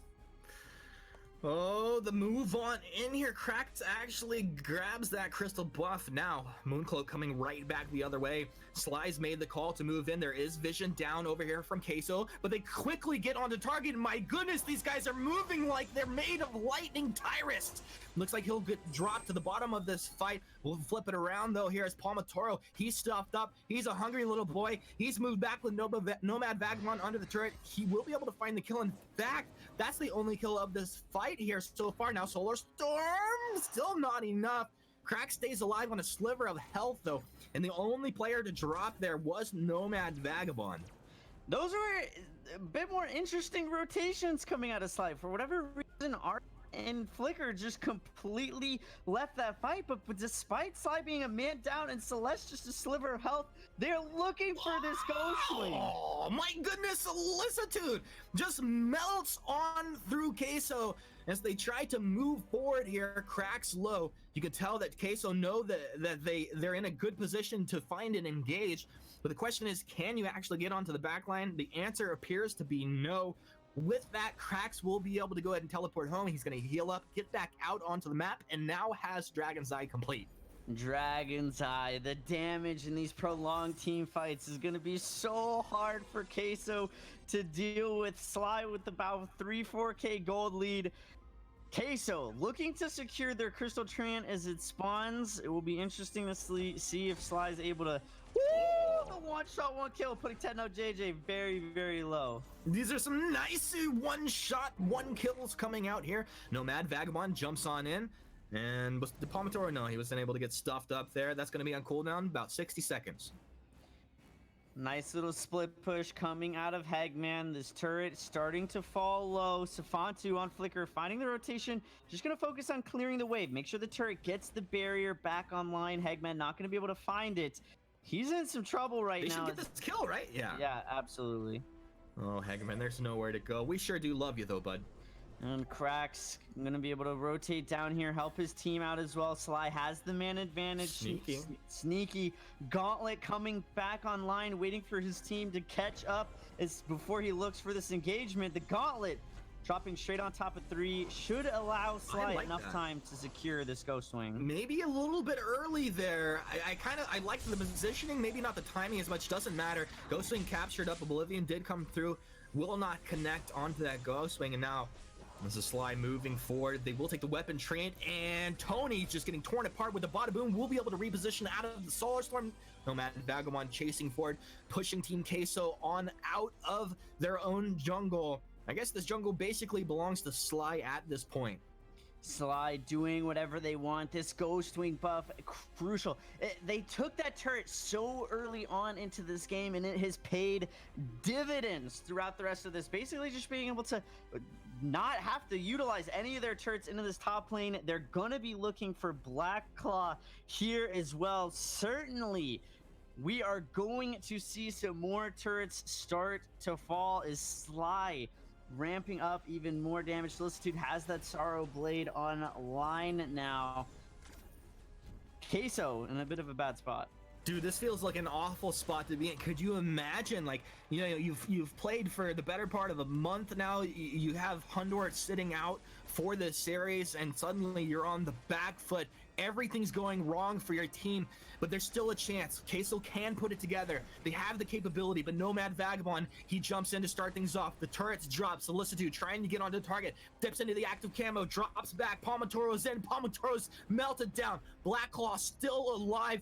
Queso are hurt. They're bleeding. They're limping. They are not at full strength as Sly just moves in ever more aggressive. Sneaky on a sliver of health will live. Thanks to just being an Arden. My goodness, 10-3, 14 minutes in. Sly just on a nice edge of taking this series here. This is coming down to the wire.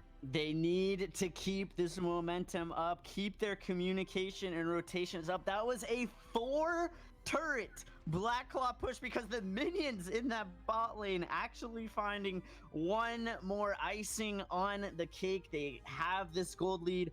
I really like how their heroes scale. I think that they scale even better than that of Queso's, who's just absolutely being melted at this point. Sly, they're a little bit spread out throughout the map.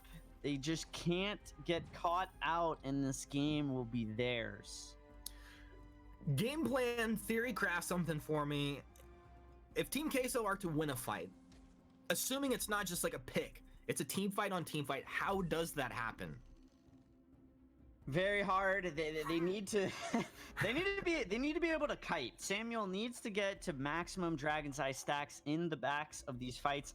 They need to go backwards first before they go forwards. I think Palmatoro might be the crucial player. If he can go in, find a really good eat, especially if it's on one of the carries, and pull him backwards, that might be the difference maker.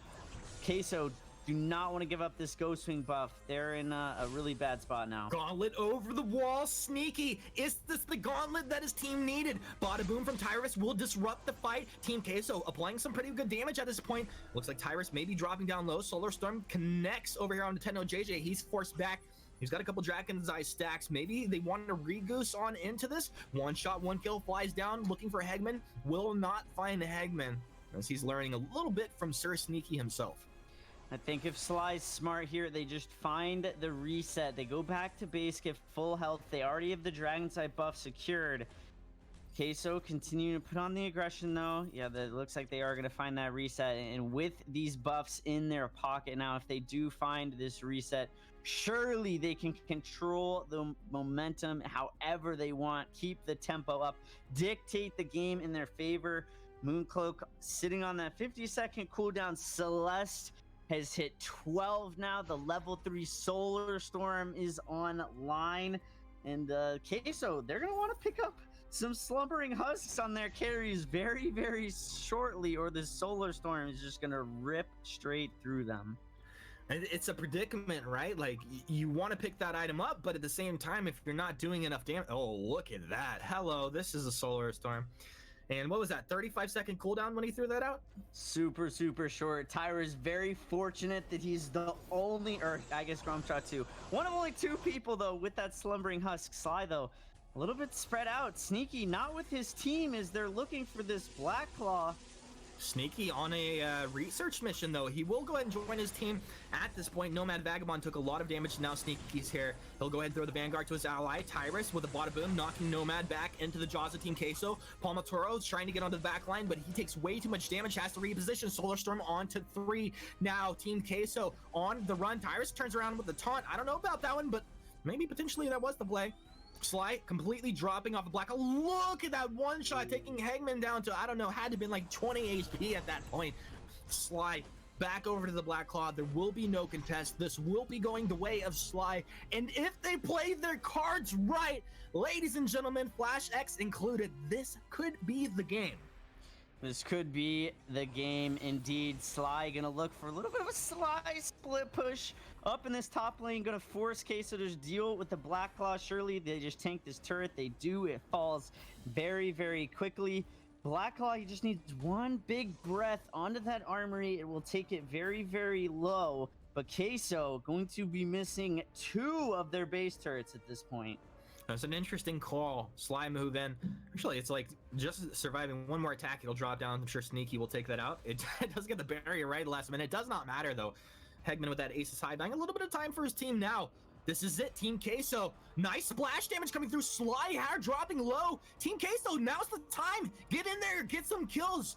Oh my goodness, best situation I've seen all game for Queso. They get 1 kill out of it. Black Claw, of course, will drop down, but their base is wide open.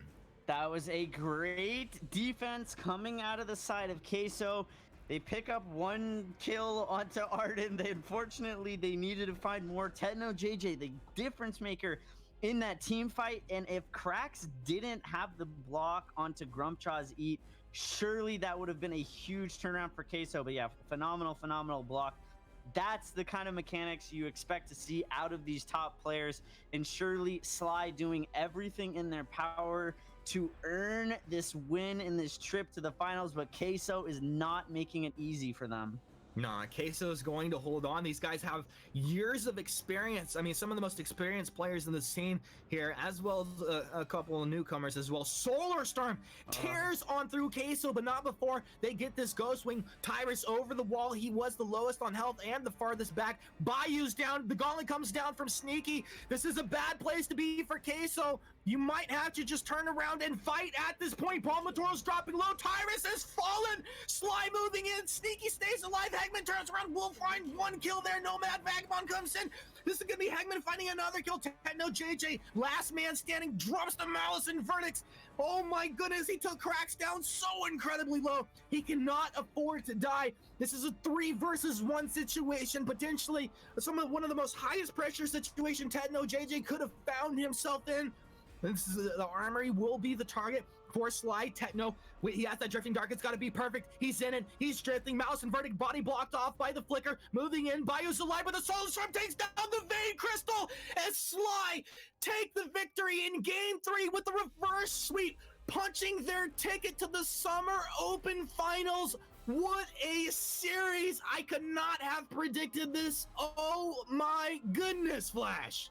Huge hats off to Sly for their victory. That's an upset that I'm sure no one could have predicted or expected. Sly keeping their composure, earning that ticket, and yeah, just really well played. Oh my goodness. Kept their composure, I lost mine, and now back to the desk with 2 gentlemen with incredible haircuts. Oh my lord, Sly make it into the grand final of the tournament. Queso in the 3rd place match. I don't think anyone predicted this result. Not at all. We talked about how throughout this whole tournament we haven't seen really many major upsets.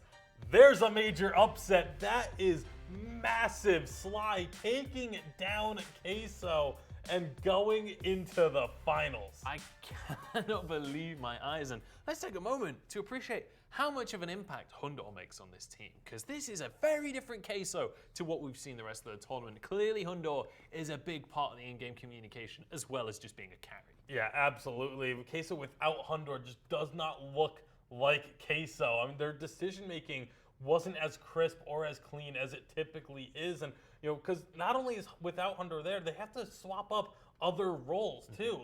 Hegman playing as the carry instead of as the captain, with Bayou filling in as the captain. Like, that's not how they normally play the game, and you can very clearly see that. But yeah, Sly absolutely took the fight to Queso. I don't want to take anything away from this victory because Sly played incredibly. And I especially want to highlight Svantu in that game, because on that flicker, first of all, he was so tanky, but he just immediately jumped on Techno JJ every single fight and was just blocking drifting dark after drifting dark, forcing him to basically have no damage output. And that's one of the issues when you pick something like the Scarf, like the Samuel.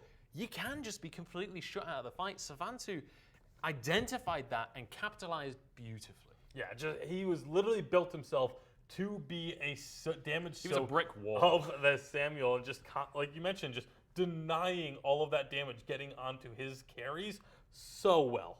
Yeah, absolutely phenomenal stuff coming out from Sly. I cannot wait to see them in the grand final. And honestly, if Sly beats Queso, I don't know who wins the next series anymore. Suddenly everything is up in the air. We'll be talking about the next series in just a minute's time. First, let's have a word from Razor.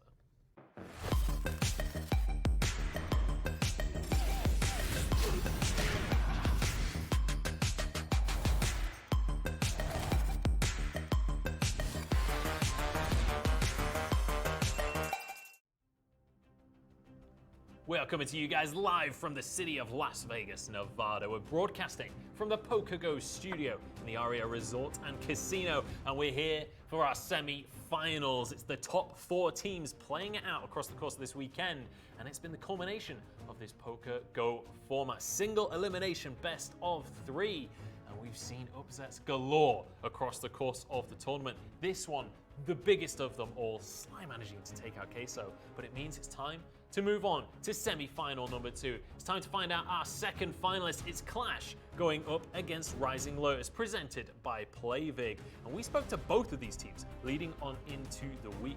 And I first spoke to Oswald from Rising Lotus to find out how they're feeling coming on into a semi-final in our Razor Phone. Hey guys, it's Oswald. Today we are playing Clash. I'm sure it will be a very pretty series.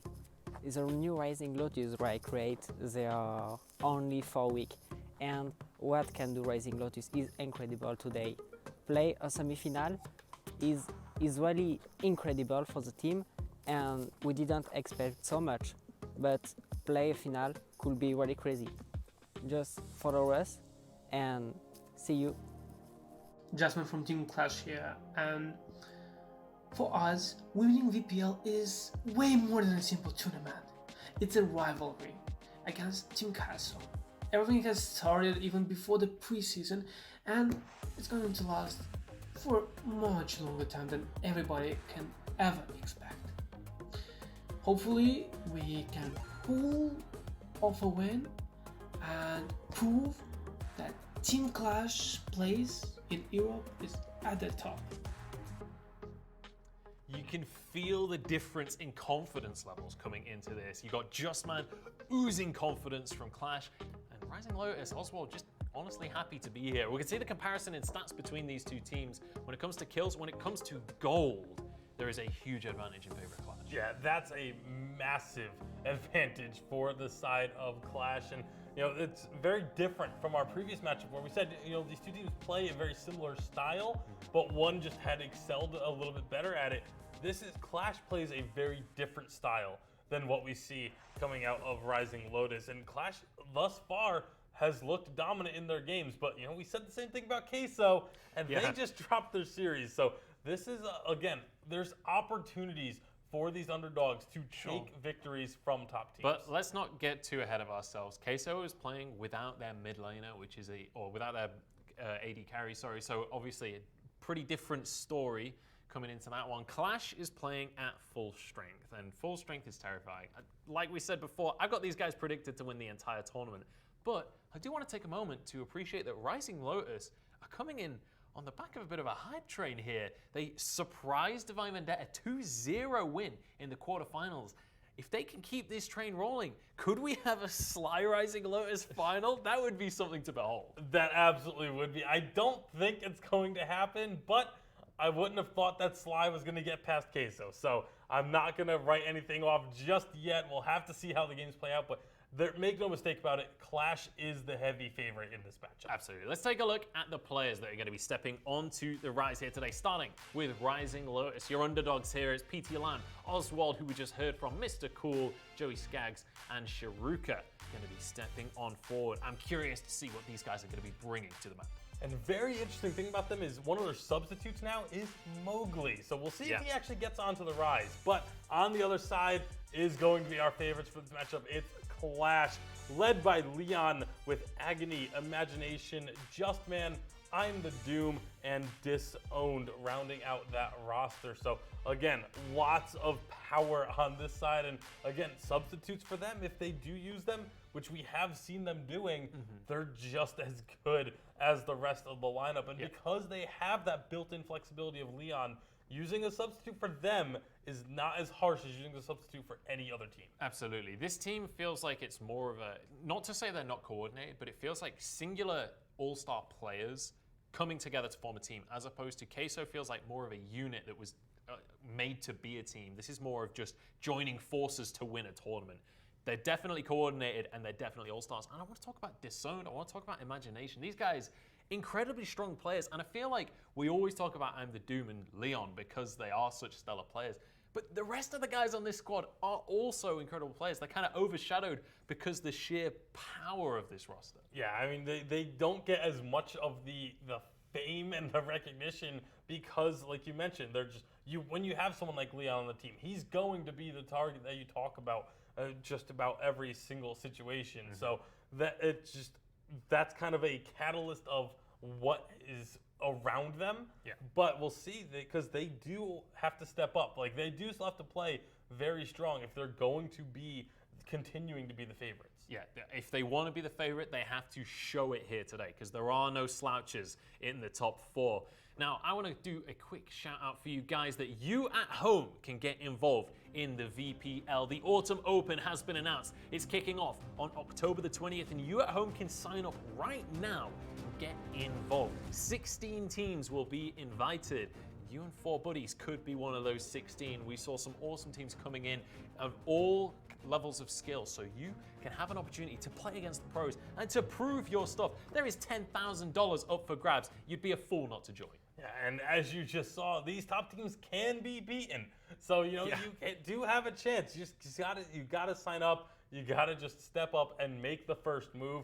Who knows what could end up happening? Absolutely. It's time to kick off our second semi-final, though, and start things off here.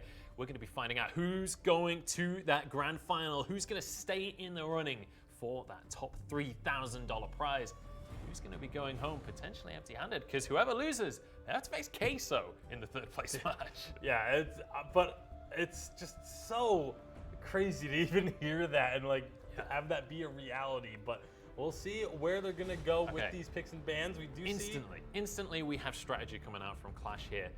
Do 2 bands of heroes that no one's ever going to pick so that the power picks are open wide. It means that they can grab themselves like Kensei off the bat. Already, Clash looks amazing in this draft, and we're 1 pick in. Yeah, I mean, Kensei can just take over games completely.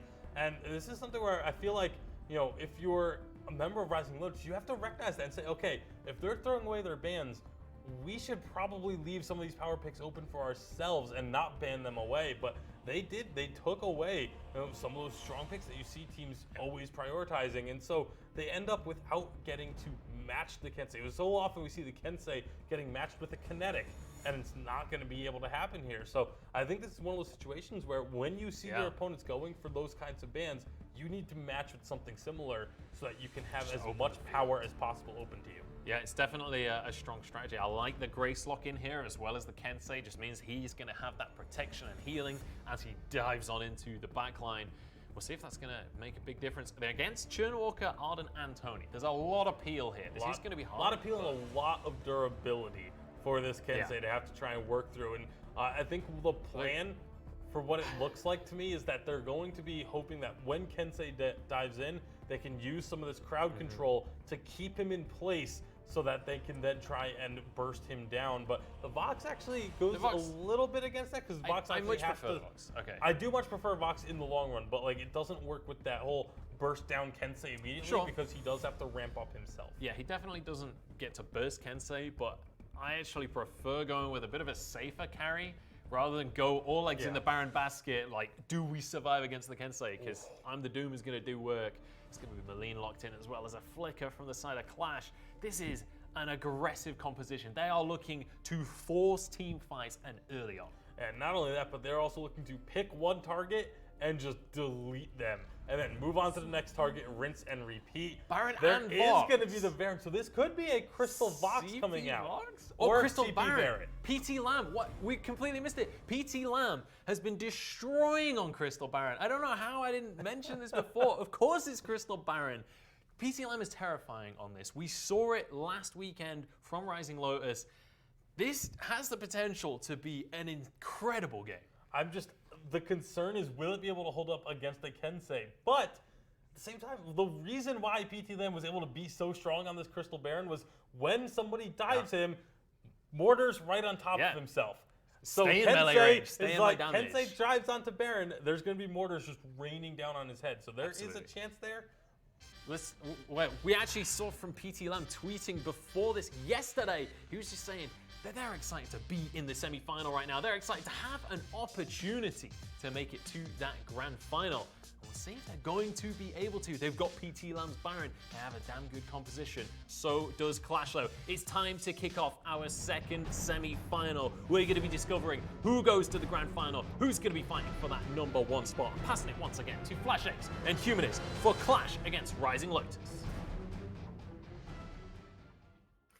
We are on the rise for our second series of the day as Clash takes on Rising Lotus. Couple powerhouse teams with some very strong compositions as well. My name's Humanist. I'm joined by FlashX and Flash. Do we have first blood right off the bat? Yes, we do.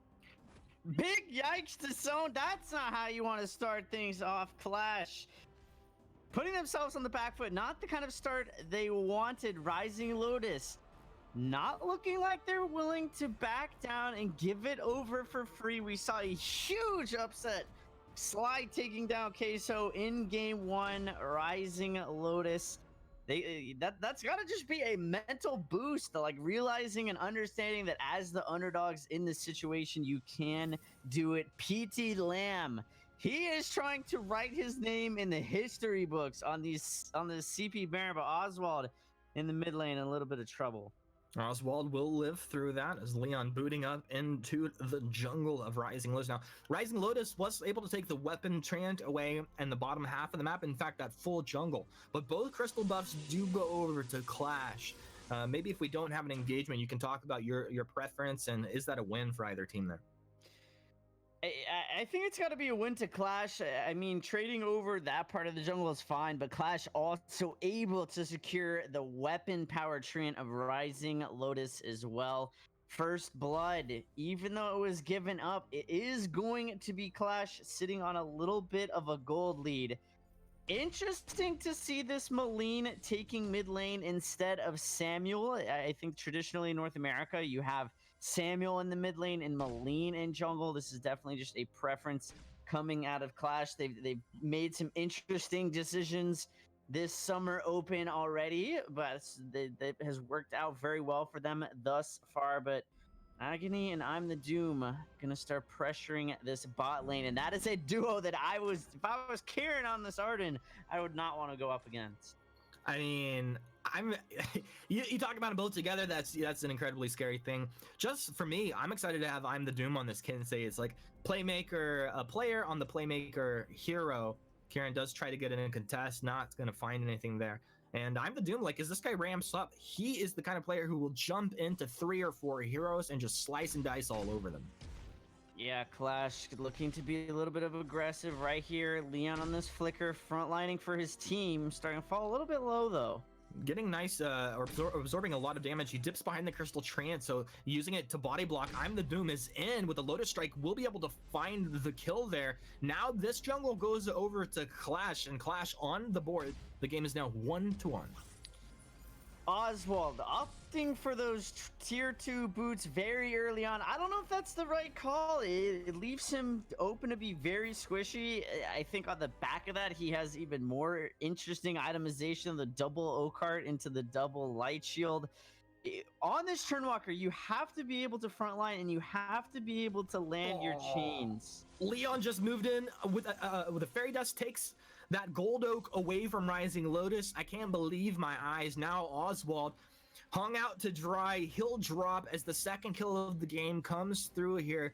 Our second kill for Clash of the game will come through. They're going to take the weapon treant as well. Rising Lotus incredibly low. Mr. K. Cole super low. That will be able to take the healing camp there. But you can feel like Clash definitely have a lot of momentum building up. Yeah, they're definitely in a great spot to control the tempo. Samuel so strong in these early game engagements, making it work to his advantage. Oswald has got to start landing some chains. Joey Skaggs just being completely dove under turret, deleted and sent back to base. And on top of that, he's going to lose quite a bit of CS. And that's something that he's going to probably want to have back. Yeah, I've seen minions put up more of a fight than that Vox did there, but there was really nowhere to go. He was rounded up, clean call from Clash, and they just put him down. Put him down, rotate around, find some more jungle, keep the pressure up. I'm the Doom, looking really good on this Kensei. He's got a kill underneath his belt. His CS is also looking very, very strong, highest in the game at the moment. And if Kensei is left unattended, and if he is able to just free farm, he is going to be a monster later on in this game. Oswald hanging out in the brush, doesn't realize there is vision there. He's being slowed up. Leon does a great job to kind of control this Churnwalker, and the Malice and Verdict. Oh, the Verdict won't connect. Malice did, and that would have been a kill onto the Churnwalker. Once again, Clash will take the Crystal Chant. They'll take the back double camp as well. Rising Lotus kind of zoning Justman out towards the top river there, but nothing actually comes of this. It just feels like Rising Lotus, maybe just the plan is buy time for the CP Baron. I don't know if it's the right plan, but that's what it feels like. You know, PT Lamb has certainly made this CP Baron work. Leon, he's surely going to fall. Justman able to rotate out. The double utility invade, I don't know if that's the look you want to look for, but Clash looking to continue the aggression. But Disowned has moved in. Disowned has great positioning. A lot of damage onto 3. PT Lamb also forced back to jump in. I'm the Doom. Repositions with the Kinsho. He will be able to stay alive. That was so much damage coming out between Agony and between Disowned and I'm the Doom there. You got to feel so threatened like the moment they're in range to jump you. Despite kills being even, Clash extending the lead in their favor. Ghost Wing online. Clash looking for it immediately. All of their carries are just sitting in really good spots. All their deaths have gone over to more of their utility style heroes. Baron not going to be level 6. He's not going to be able to find the ion cannon for the steal. Clash picking up this Ghost Wing buff, and really in traditional 5v5 fashion, I think that they've had some of the best shot calling and rotations to force these objectives. They don't hesitate for 1 second to go straight in this bot lane, start dropping turrets. I actually would like to see them just keep going. I think that Rising Lotus is going to look to equalize that in the top lane, but without the Ghost Wing buff, I'm not sure how effective that's going to be. Yeah, you can tell, like, this is just trying to answer on the other side of the map. Rising Lotus, though, they're not in as good of position. Honestly, they don't shove as fast, but it will be tied up T1 for T1 at this point as Clash drops in the jungle to take the Crystal Tree, and Kieran trying to buy some time while his equivalent Justman on the other side of the map trying to buy time for his team. And this will be I'm the Doom moving up. He has a weapon buff and spell sword. Let's see if they want to make the jump here. Mooncloak in, it's the jump. 2 versus 4. Justman winds up, won't find the Holy Nova, but I'm the Doom. He jumps in. Joey Skaggs torn apart. Slice and dice. I'm the Doom. We'll find PT Lamb as well. He's on target. They're going to lose their Tony as well. Clash just rips on through Rising Lotus. The Falling Lotus, indeed.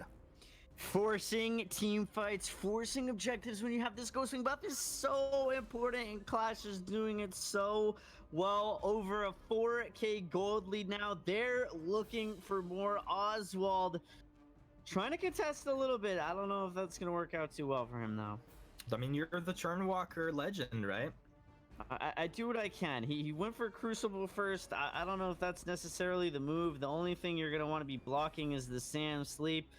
And when you can just simply walk out of it, Crucible not going to be enough to save your life, and in turn, he's going to lose his life. Yeah, it's a bummer. Boot's going to be on cooldown as well when he respawns. Feels like quite the hole that Rising Lotus are digging for themselves here. I don't know, I guess a little bit digging themselves, and Clash also helping them out. Maybe shaking off some early game nerves. They looked good in these first rotations, but they have got to step it up big time because Clash definitely starting to extend their lead quite a bit. And if Rising Lotus doesn't step it up very soon, the hole is going to be too deep for them to be able to dig themselves out of. One of the biggest weak spots as I'm looking at this lineup is this Vox. I don't know, like he's gonna get his breaking point up eventually here, right? But every single time when they jump on him, he's burst down so fast. Like he won't be able to actually heal up or live long enough to get those breaking point stacks up is what it feels like. Oswald, level 5, moving in, trying to contest the Crystal Tree one more time. He will be dying here? No, stays alive. In fact, this might even be turned around as Rising Lotus able to save their buddy, bail Oswald out of a bad situation. Justman was quite low, but with the heal, will keep himself alive. Mooncloak out of Clash. Interesting call here. Maybe They move in looking for the engage. Nobody really revealing themselves just yet. And speaking of revealed, there's a scout cam. So Clash have revealed that they were making that aggressive play. Once again, they just move over to the Crystal Treant, just taking objective base plays. Nothing too aggressive. Nothing lost, nothing gamed. Clash not feeling confident enough to just go straight for that ghost wing. That's kind of what I was expecting them to do, but they just want to keep pressure in Rising Lotus's jungle. Like you said, Fox is still very squishy. PT Lamb, though, being caught a little bit out of position. Gauntlet comes out super defensively as Joey Skaggs gets melted right off the bat. Also kind of unfortunate, talked about his build before, but he had breaking point money before that engagement even happened, so he has to buy it upon death there. Not the end of the world, but it's just like those small inefficiencies. And this is going to be the opportunity that Clash doesn't even hesitate to capitalize, going straight for that Ghost Wing. We saw them put in so much work with that Ghost Wing buff the first time around. I expect a lot of the same coming out for Ghost Wing buff number 2. They have a bit of a way pushing bot lane, but that PT Lamb has been so good at making sure he prevents these pushes. But when you're dead, when you're caught out of position, when Maline has that burst damage, it's not even gonna matter. It's interesting. Triple scout cam down here in this brush where the zone is lurking around, just making sure there will be no surprises. That is not how you want to use your scout cams at all. Super inefficient, especially when you're going against a flicker. You can't afford to have inefficient plays like that. Those need to be spread out, or Mooncloak can be incredibly punishing. Black Claw coming up in 5 seconds. Clash heading towards it immediately. They have the Ghost Wing buff. They're starting to pick up some of these infusions. Rising Lotus needs to have a really nice steal right here. Perhaps Baron finds it with his ion cannon. Will be interesting to see. Maybe Clash just looks for the bait. They're gonna Mooncloak, try and find an engage. Well, they have sure found Rising Lotus. They jump in, immediately delete Joey Skaggs. Now looking for more. It's Oswald next. A nice trespass over the wall, but I'm the Doom is there. He won't find the kill, but they will take the Gold Oak and easy drop back to go ahead and secure Blacklaw if they want to. PT Lamb, you can tell from where he is on this map and what he's continuing to do is like, dude, I'm actually not ready to fight. Not ready to fight. Fortunately, Rising Lotus has the scout cam on that Black Claw, the ion cannon. He has the information he needs to look for his steal. Drop it! Drop it! Oh, that was pretty close, Flash, wow. I gotta say. And I'm the Doom on the front line for his team. Starting to get a pretty good chunk damage down onto Rising Lotus. Rising Lotus not really having any of it. They're like, dude, we're just back. Like, we're not trading. We're not going to find the kill here. They want to defend, but it almost feels like there's no way to do it, especially without that Baron being there. Oswald, he has an additional reflex block on top of his Crucible. I don't know if that's the move. Clash, and he still got stunned! He just still got stunned as he talked about the double block. Oh, Flash, I don't know if it was the caster curse or not, but PT Lamb turns around. Nice splash damage coming out of the CP Baron. Strongest Baron build that we have seen thus far in the VPL Summer Open. Mr. K-Cool stays alive. It's all calculated. The big pro plays from K-Cool. Agony forced back on low health disowned as well. Clash kind of debating Rising Lotus back, but they're not going to have any of it. They've got a dragon in their base, and that is priority numero uno. Priority numero uno. Joey Skaggs, PT Lamb, gonna go share some of the gold from this massive top wave. Clash able to rotate out, no one losing their life, dealing away a lot of the jungle of Rising Lotus. There's still a few scraps left to be had if they wander out far enough to find them. Clash, though, certainly controlling the momentum at this point. They can set the tempo. Ghost Wing online yet again. They recall, they reset, they get some more big items underneath their belts, and Leon going straight for this Ghost Wing is disowned. Make sure that Rising Lotus takes at least some damage if they want to contest. PT Lamb, it feels like, his positioning is good. He's applying the abilities where he needs to apply them, but it just doesn't have enough item progression right now. At least that's what it kind of feels like from my perspective. There is a lot of CP damage on the side of Clash. Oswald finishing that Aegis, which is really going to help mitigate a lot of that damage. Clash looking for the Moon Cloak, sitting still in this bush, waiting, seeing if I'm the Doom is engaged upon. Instead, they're just going to pop it. They're going to go out. They're going to be hungry. They're going to look for some kills. Oswald needs to find some chains in combination with PT Lamb. They want to be able to turn this game around. Karen didn't even know how dangerous of a predicament he was potentially going to get himself into. Once again, Just Man's in deep, winds up for the Holy Nova. It won't connect. Gauntlet comes on down from Karen here. Was that actually canceled off, or did he just force back? PT Lamb stays alive. One of the most important things that they need to achieve in this fight, and they've done it this far. So it's a bend don't break situation. Just Man, oh, I thought the turret was going to attack him one more time. It will switch over to Agony. Agony dropping low on the back of this fight. Ion Cannon up in 15 seconds. Rising Lotus, I think pull the trigger and go. Pull the trigger and go. Get some. Go get some. They don't know that Clash is so split right now. Their turret is in trouble in this top lane. I'm the Doom. And Just Man making sure it doesn't fall. It's going to allow a little bit of room for Rising Lotus to take a little bit of a breather. Disowned in a little bit of trouble. The taunt. Somebody back him up, Mr. Keiko by himself up there, just like team. Hello, let's make a play. Yeah, Mr. K Cool doing what he can to try and make a play. Not gonna happen today. He's got the Rook's Decree. He's got the Pulse Weave. He's got a lot of utility for his team.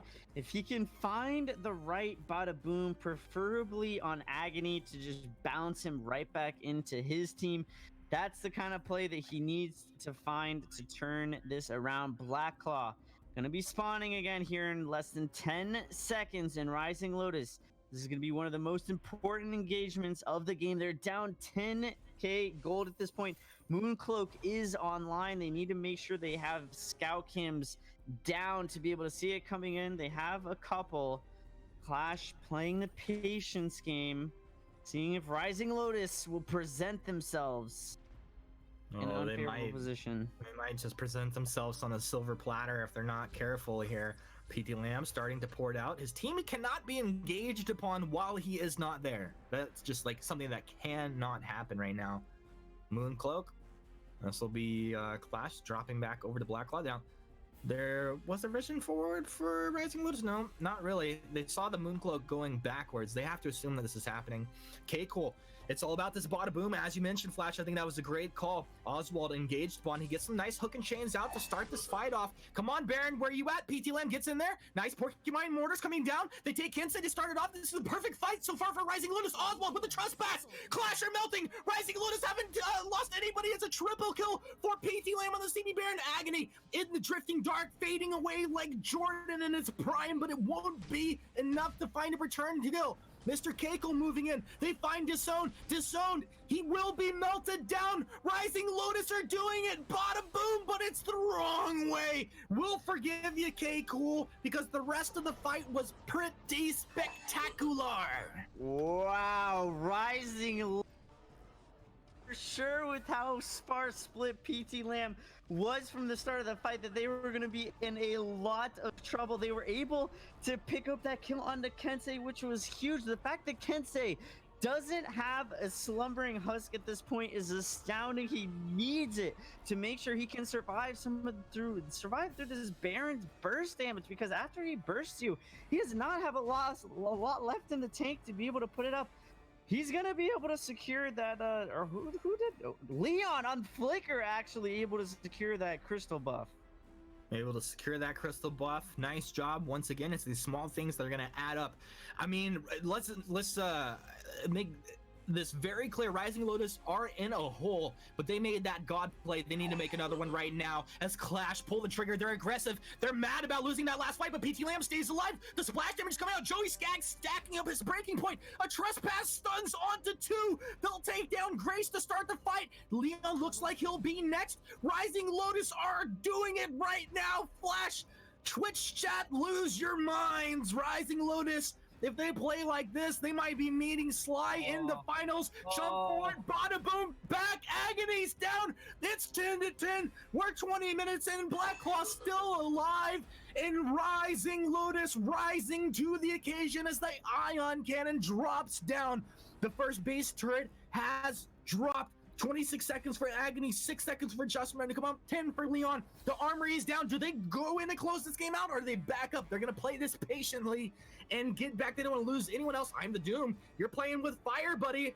More like playing with Rising Lotus, which feels quite dangerous. Two-man taunt on K-Cole. The root comes out onto Oswald. This is a dangerous situation. Rising Lotus, what are you doing? You're hanging around a little too long. K-Cole, leave him for dead, team. Leave him for dead. PT Lamb jump jets back. Rising Lotus will be able to get away with only K-Cole going down. Back-to-back legendary fights for the Lotus. Lotus looking super clean. This is the Baron that PT Lamb is making himself known for. Unfortunately, Mr. K Cool being taken down on this Tony is going to be what should be a free Ghost Wing going over to Clash. Unless PT Lamb can find a really nice ion cannon to steal it away. But there's a lot of very squishy, low health heroes. He's not going to find it, unfortunately. I'm the Doom and Clash need to be very, very careful and start taking the damage of Riding Lotus very seriously. We need to see Justman on this Grace block the trespass from Churnwalker. If he's able to do that, I really see things turning in the favor of Clash. But last team fight, Oswald had a huge trespass that really opened up this game completely for Rising Lotus. And even though Clash still has a pretty sizable gold lead, it is Rising Lotus hitting a lot of these huge item power spikes. I mean, we see Vox almost up to that full build. That's exactly where they want to be right now. Oswald, hook and chains out. Clash know exactly where Rising Lotus are positioned, and the reverse is true as well. I think it's important to mention, like you said, Joey Skaggs is at the point where he can have a significant impact, which is scary. Because if you're Clash, you have to feel like we need to take this Baron down in the beginning of the fight. If that's the case, if you don't take him down immediately, you have this Vox stacking up against you. And while you put Joey Skaggs down for the whole early game into mid game, this guy is ready to go. I think one of the most underrated elements of this Crystal Power Baron is his ability to constantly deal with split pushing lanes. Clash had a huge wave in the bottom lane pushing. Baron from across the map dropped the ion cannon and said, nope, your lane is going to just be equal to ours. The Mooncloak coming out. Unfortunately, Clash, they're not going to find anyone right here because Rising Lotus is in the other side of the jungle. Baron, though, not going to be able to secure his crystal buff. Feels bad, man, because if PT Lamb picks up a crystal buff, his damage is going to be very hard for Clash to try and deal with. And once again, just as you mentioned, he throws that ion cannon down into the bottom lane, stalling out that wave from moving forward. I think that's such a great thing to point out.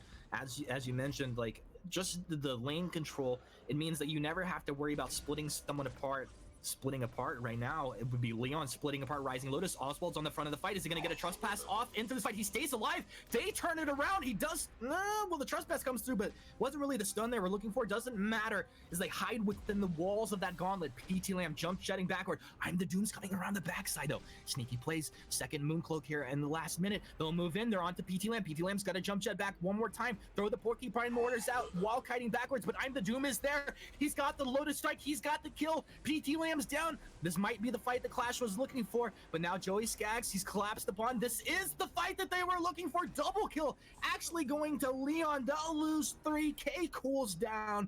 Clash take the fight that they needed. Rising Lotus will be on the back foot, and is this game? It sure looks like it could be. It should be game right here, assuming Clash executes how they should. They are gonna go and look straight for this Vayne Crystal.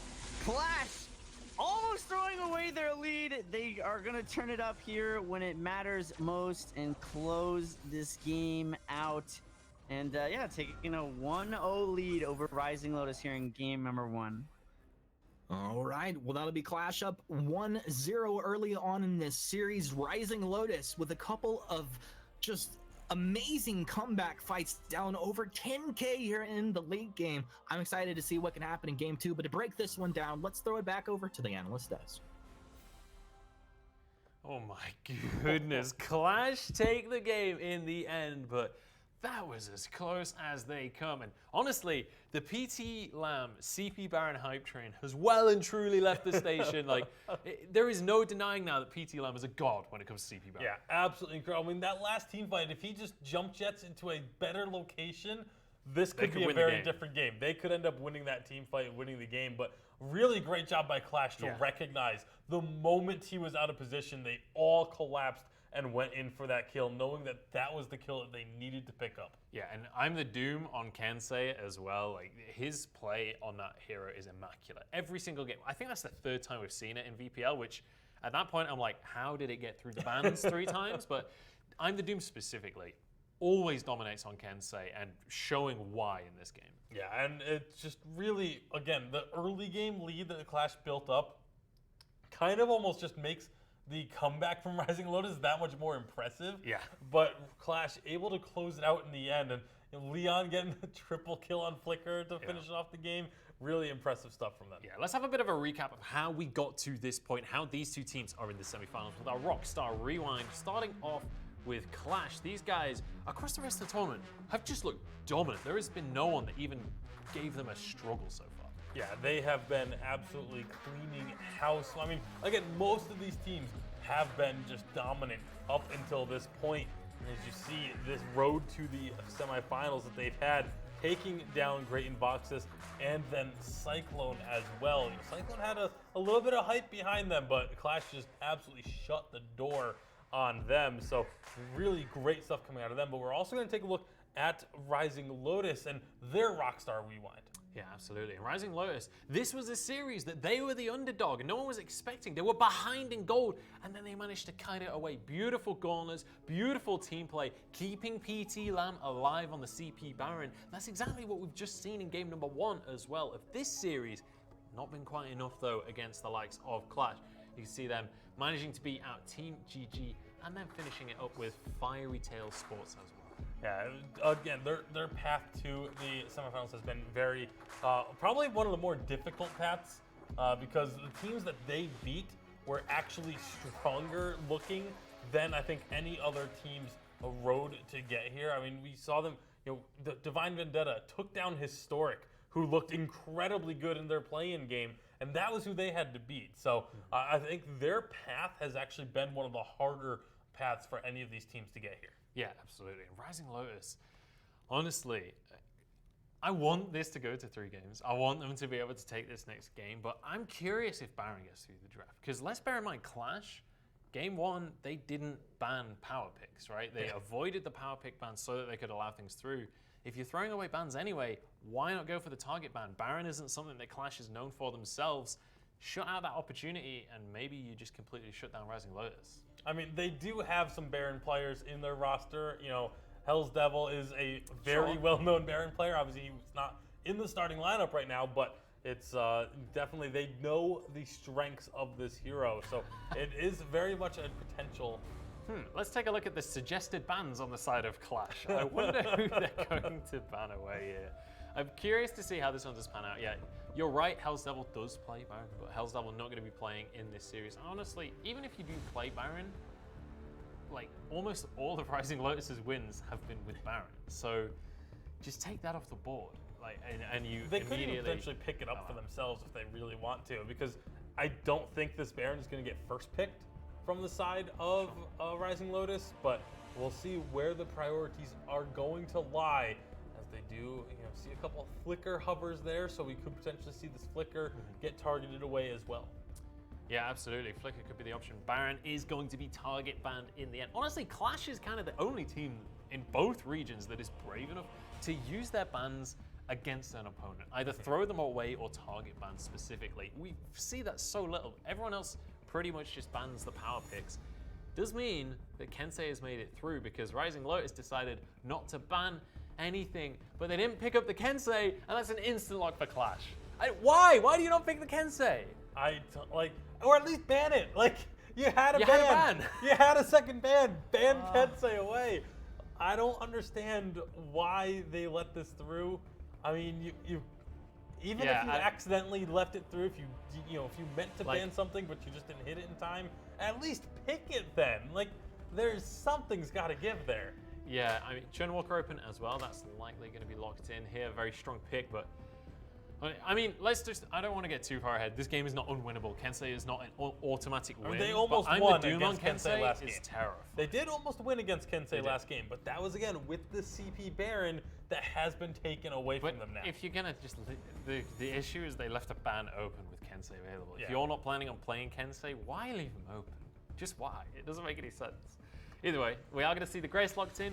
We know that duo is just terrifying. You use that Divine Intervention on Kensei as he dives onto the back line. However, when you look at Rising Lotus's lineup right now, Churnwalker, Catherine, and Arnon, they have a good amount that can deal with the Kensei. Yeah, they have a lot of those stuns, a lot of that strong front line. I could even potentially see that if they decide to go for 4 utility tankies and 1 hard carry, like that full-on protected carry, that is something that I could see them do. They are going to go ahead and pick up, well, that's a pretty strong carry to grab.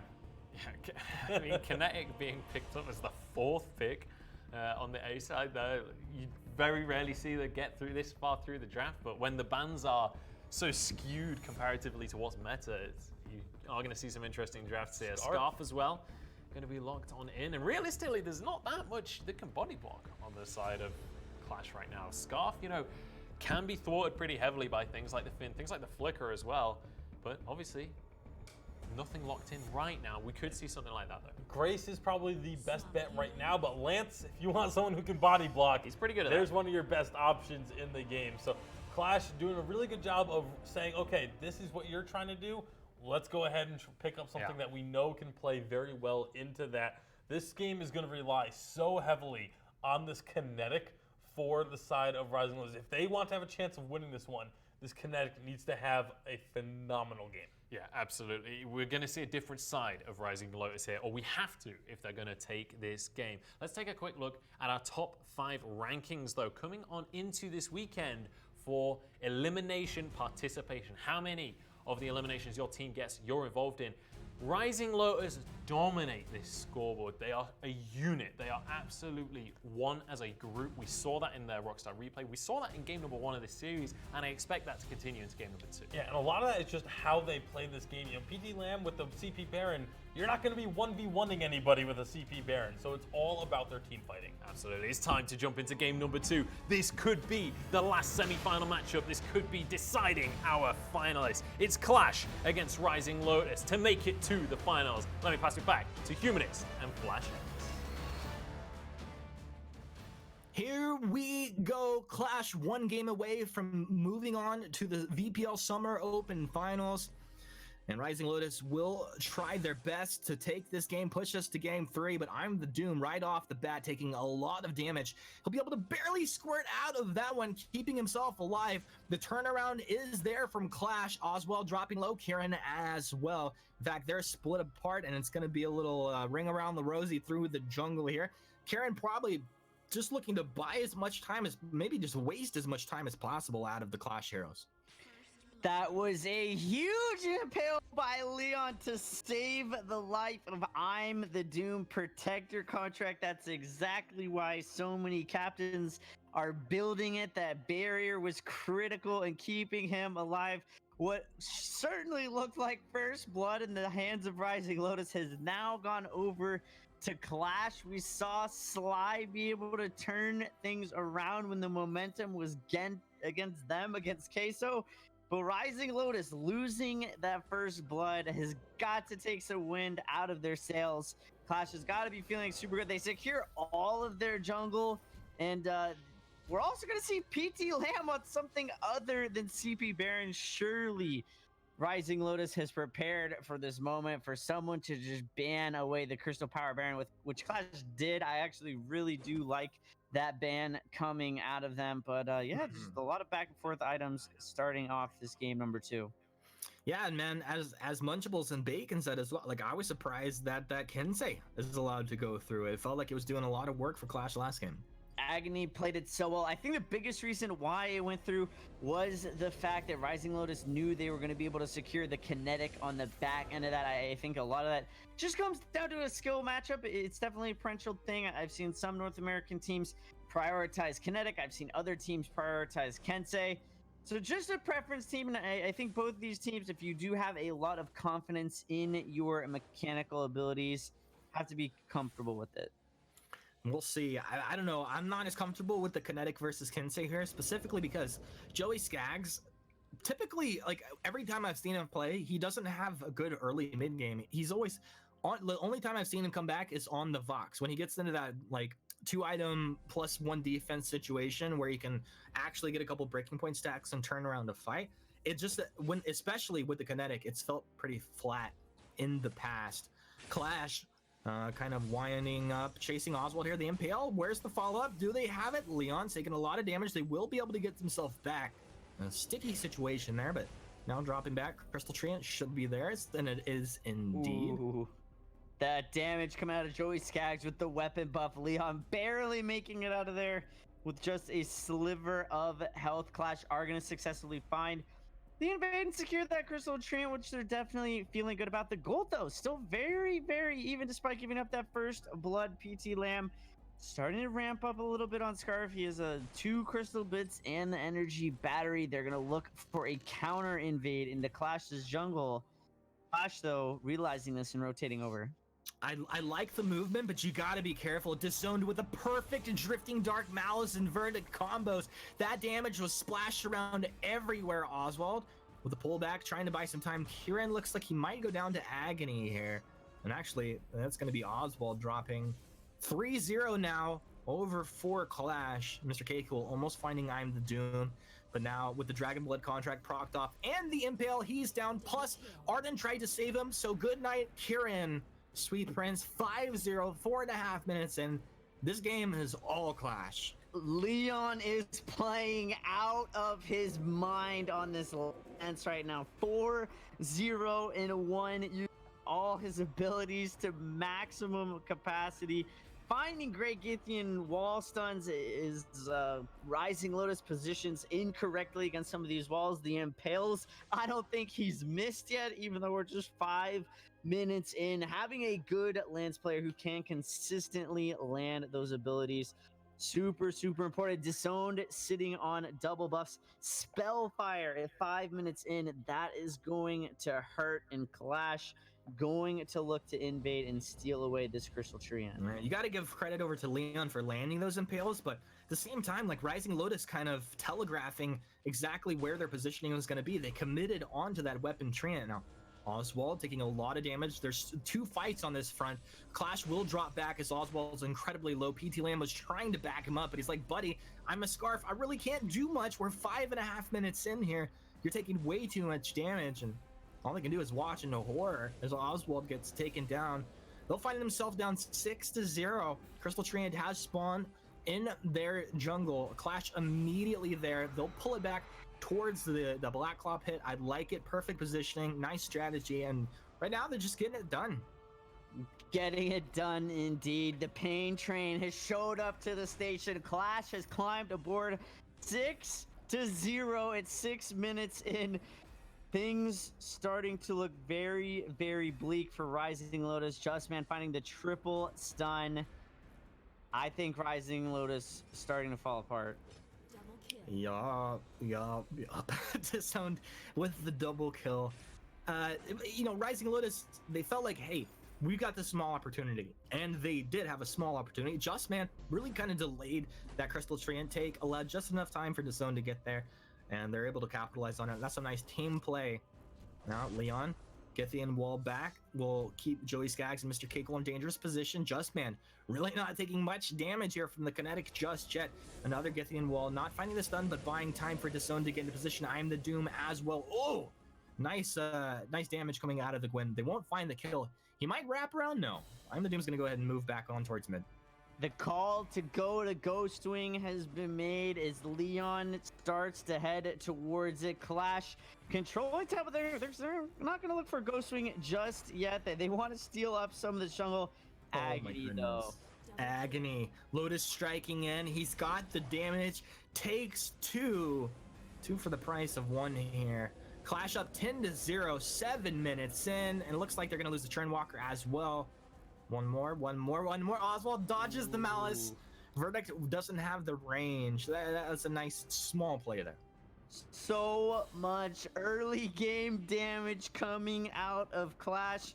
I'm the Doom has enough gold to finish his Sorrow Blade, so that Gwen is going to be packing quite the punch.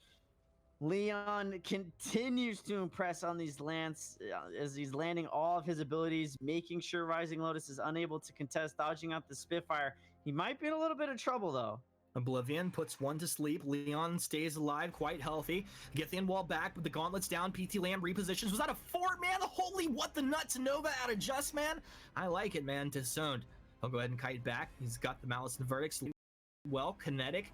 Can't handle the pressure. He's down. Oswald on the Trendwalker trying to tank up all that damage. It won't be enough. As Clash take 2 down when Rising Lotus felt like they had the superior positioning. 12-0. This is starting to look very one-sided. You don't have a hero like CP Baron who has a ton of late game scaling coming out of Rising Lotus this game. Surely Rising Lotus is not going to be able to turn this around if they don't get themselves on their feet very, very quickly.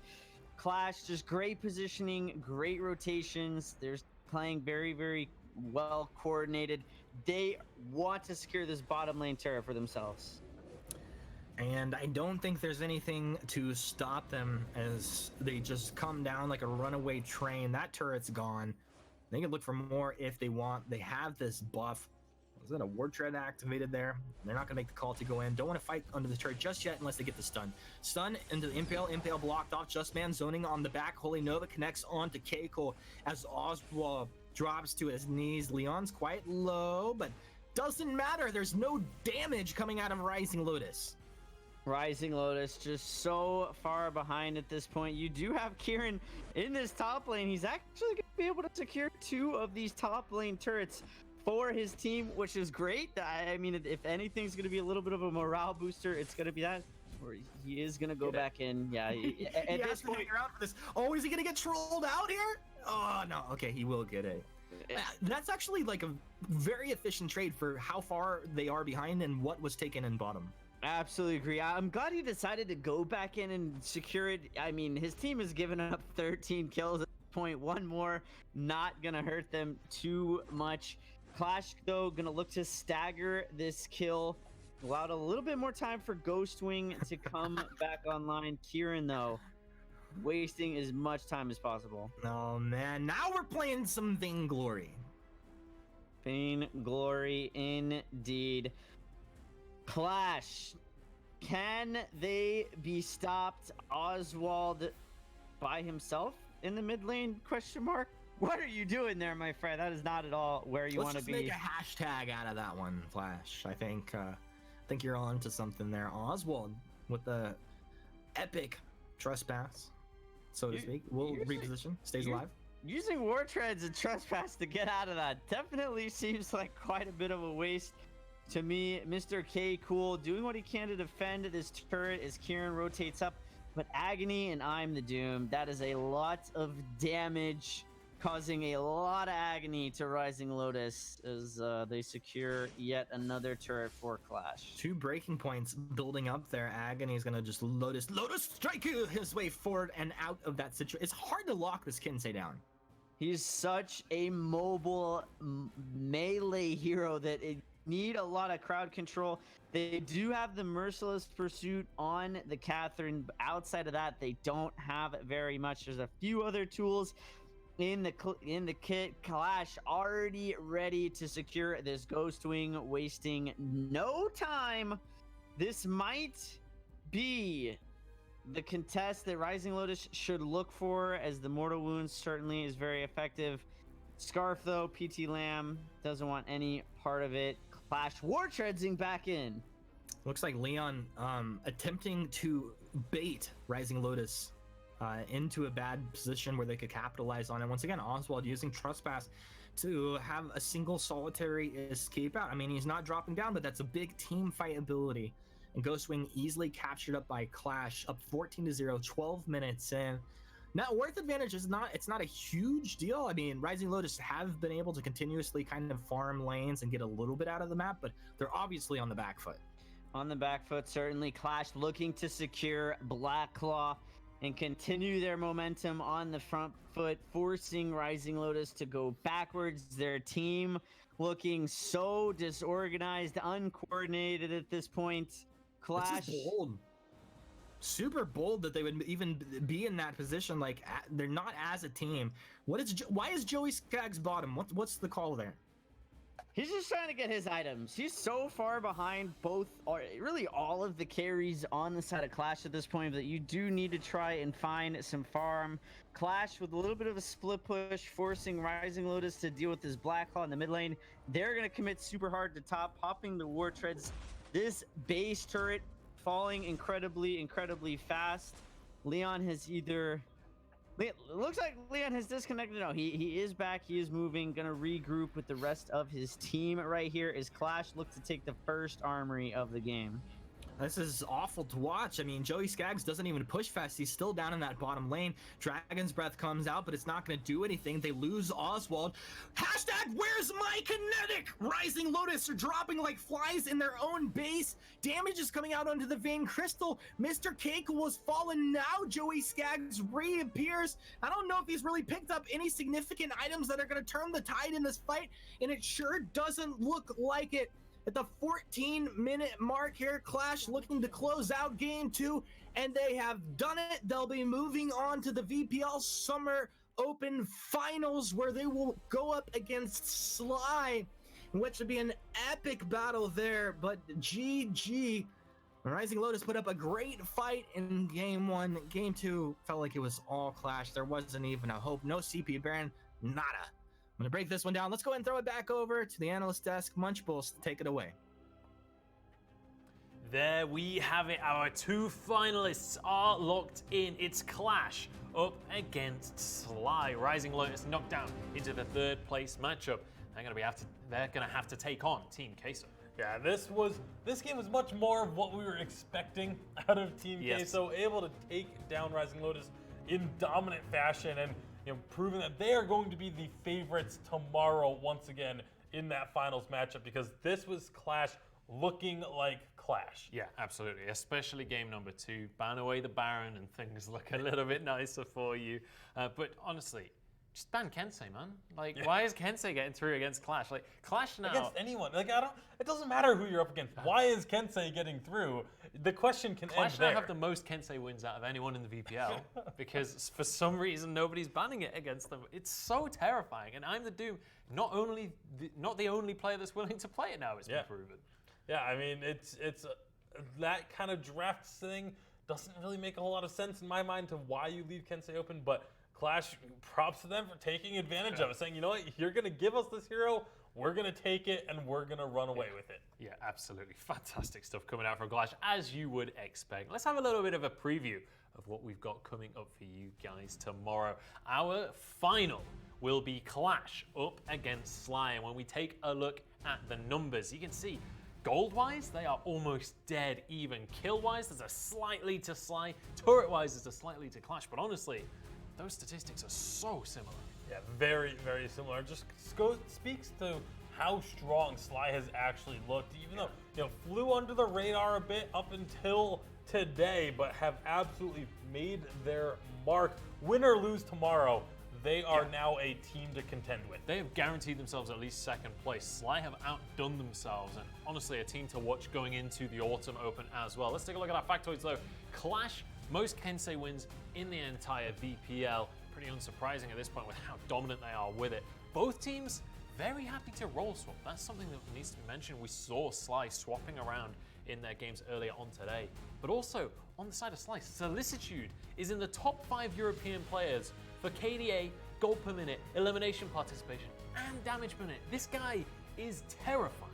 Pretty much every meaningful stat, Solicitude is in the top 5 of all of Europe in. So really impressive stuff coming out from him. And again, you kind of did this without getting much recognition until now. It was one of those teams that you were like, okay, Sly's doing pretty good, but you didn't realize just how good they actually were playing until they got their chance to go up against these top teams. Yeah, absolutely. Now, we're going to be continuing with our day. We'll talk about what's coming up next for you guys after this quick word from Razor.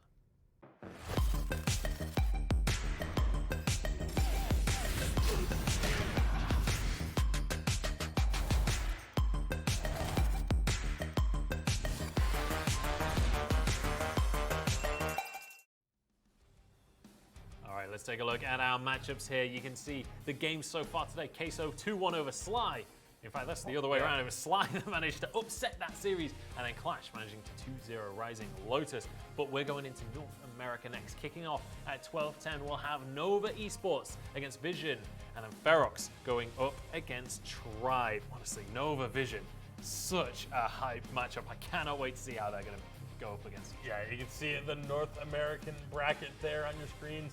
That's what it's all about, is getting into those finals. And two of those teams are going to be getting the spots in the finals, whereas the other two going to be playing to see who walks away with nothing. So that is not where you want to end up at the end of the day. Certainly not. And obviously, Ferox managing to upset Hammers to get on into this point. We want to know, though, who you at home are voting for. Get online, get on Twitter, hashtag VPL, and give us the hashtag of the team that you think is going to be moving on to the finals today. We've got Tribe, Vision, Nova, and Ferox. Let us know online. I know a lot of people are backing Ferox right now. They're the dark horse. They've come out of nowhere, upset Hammers. They're hoping to go the whole way.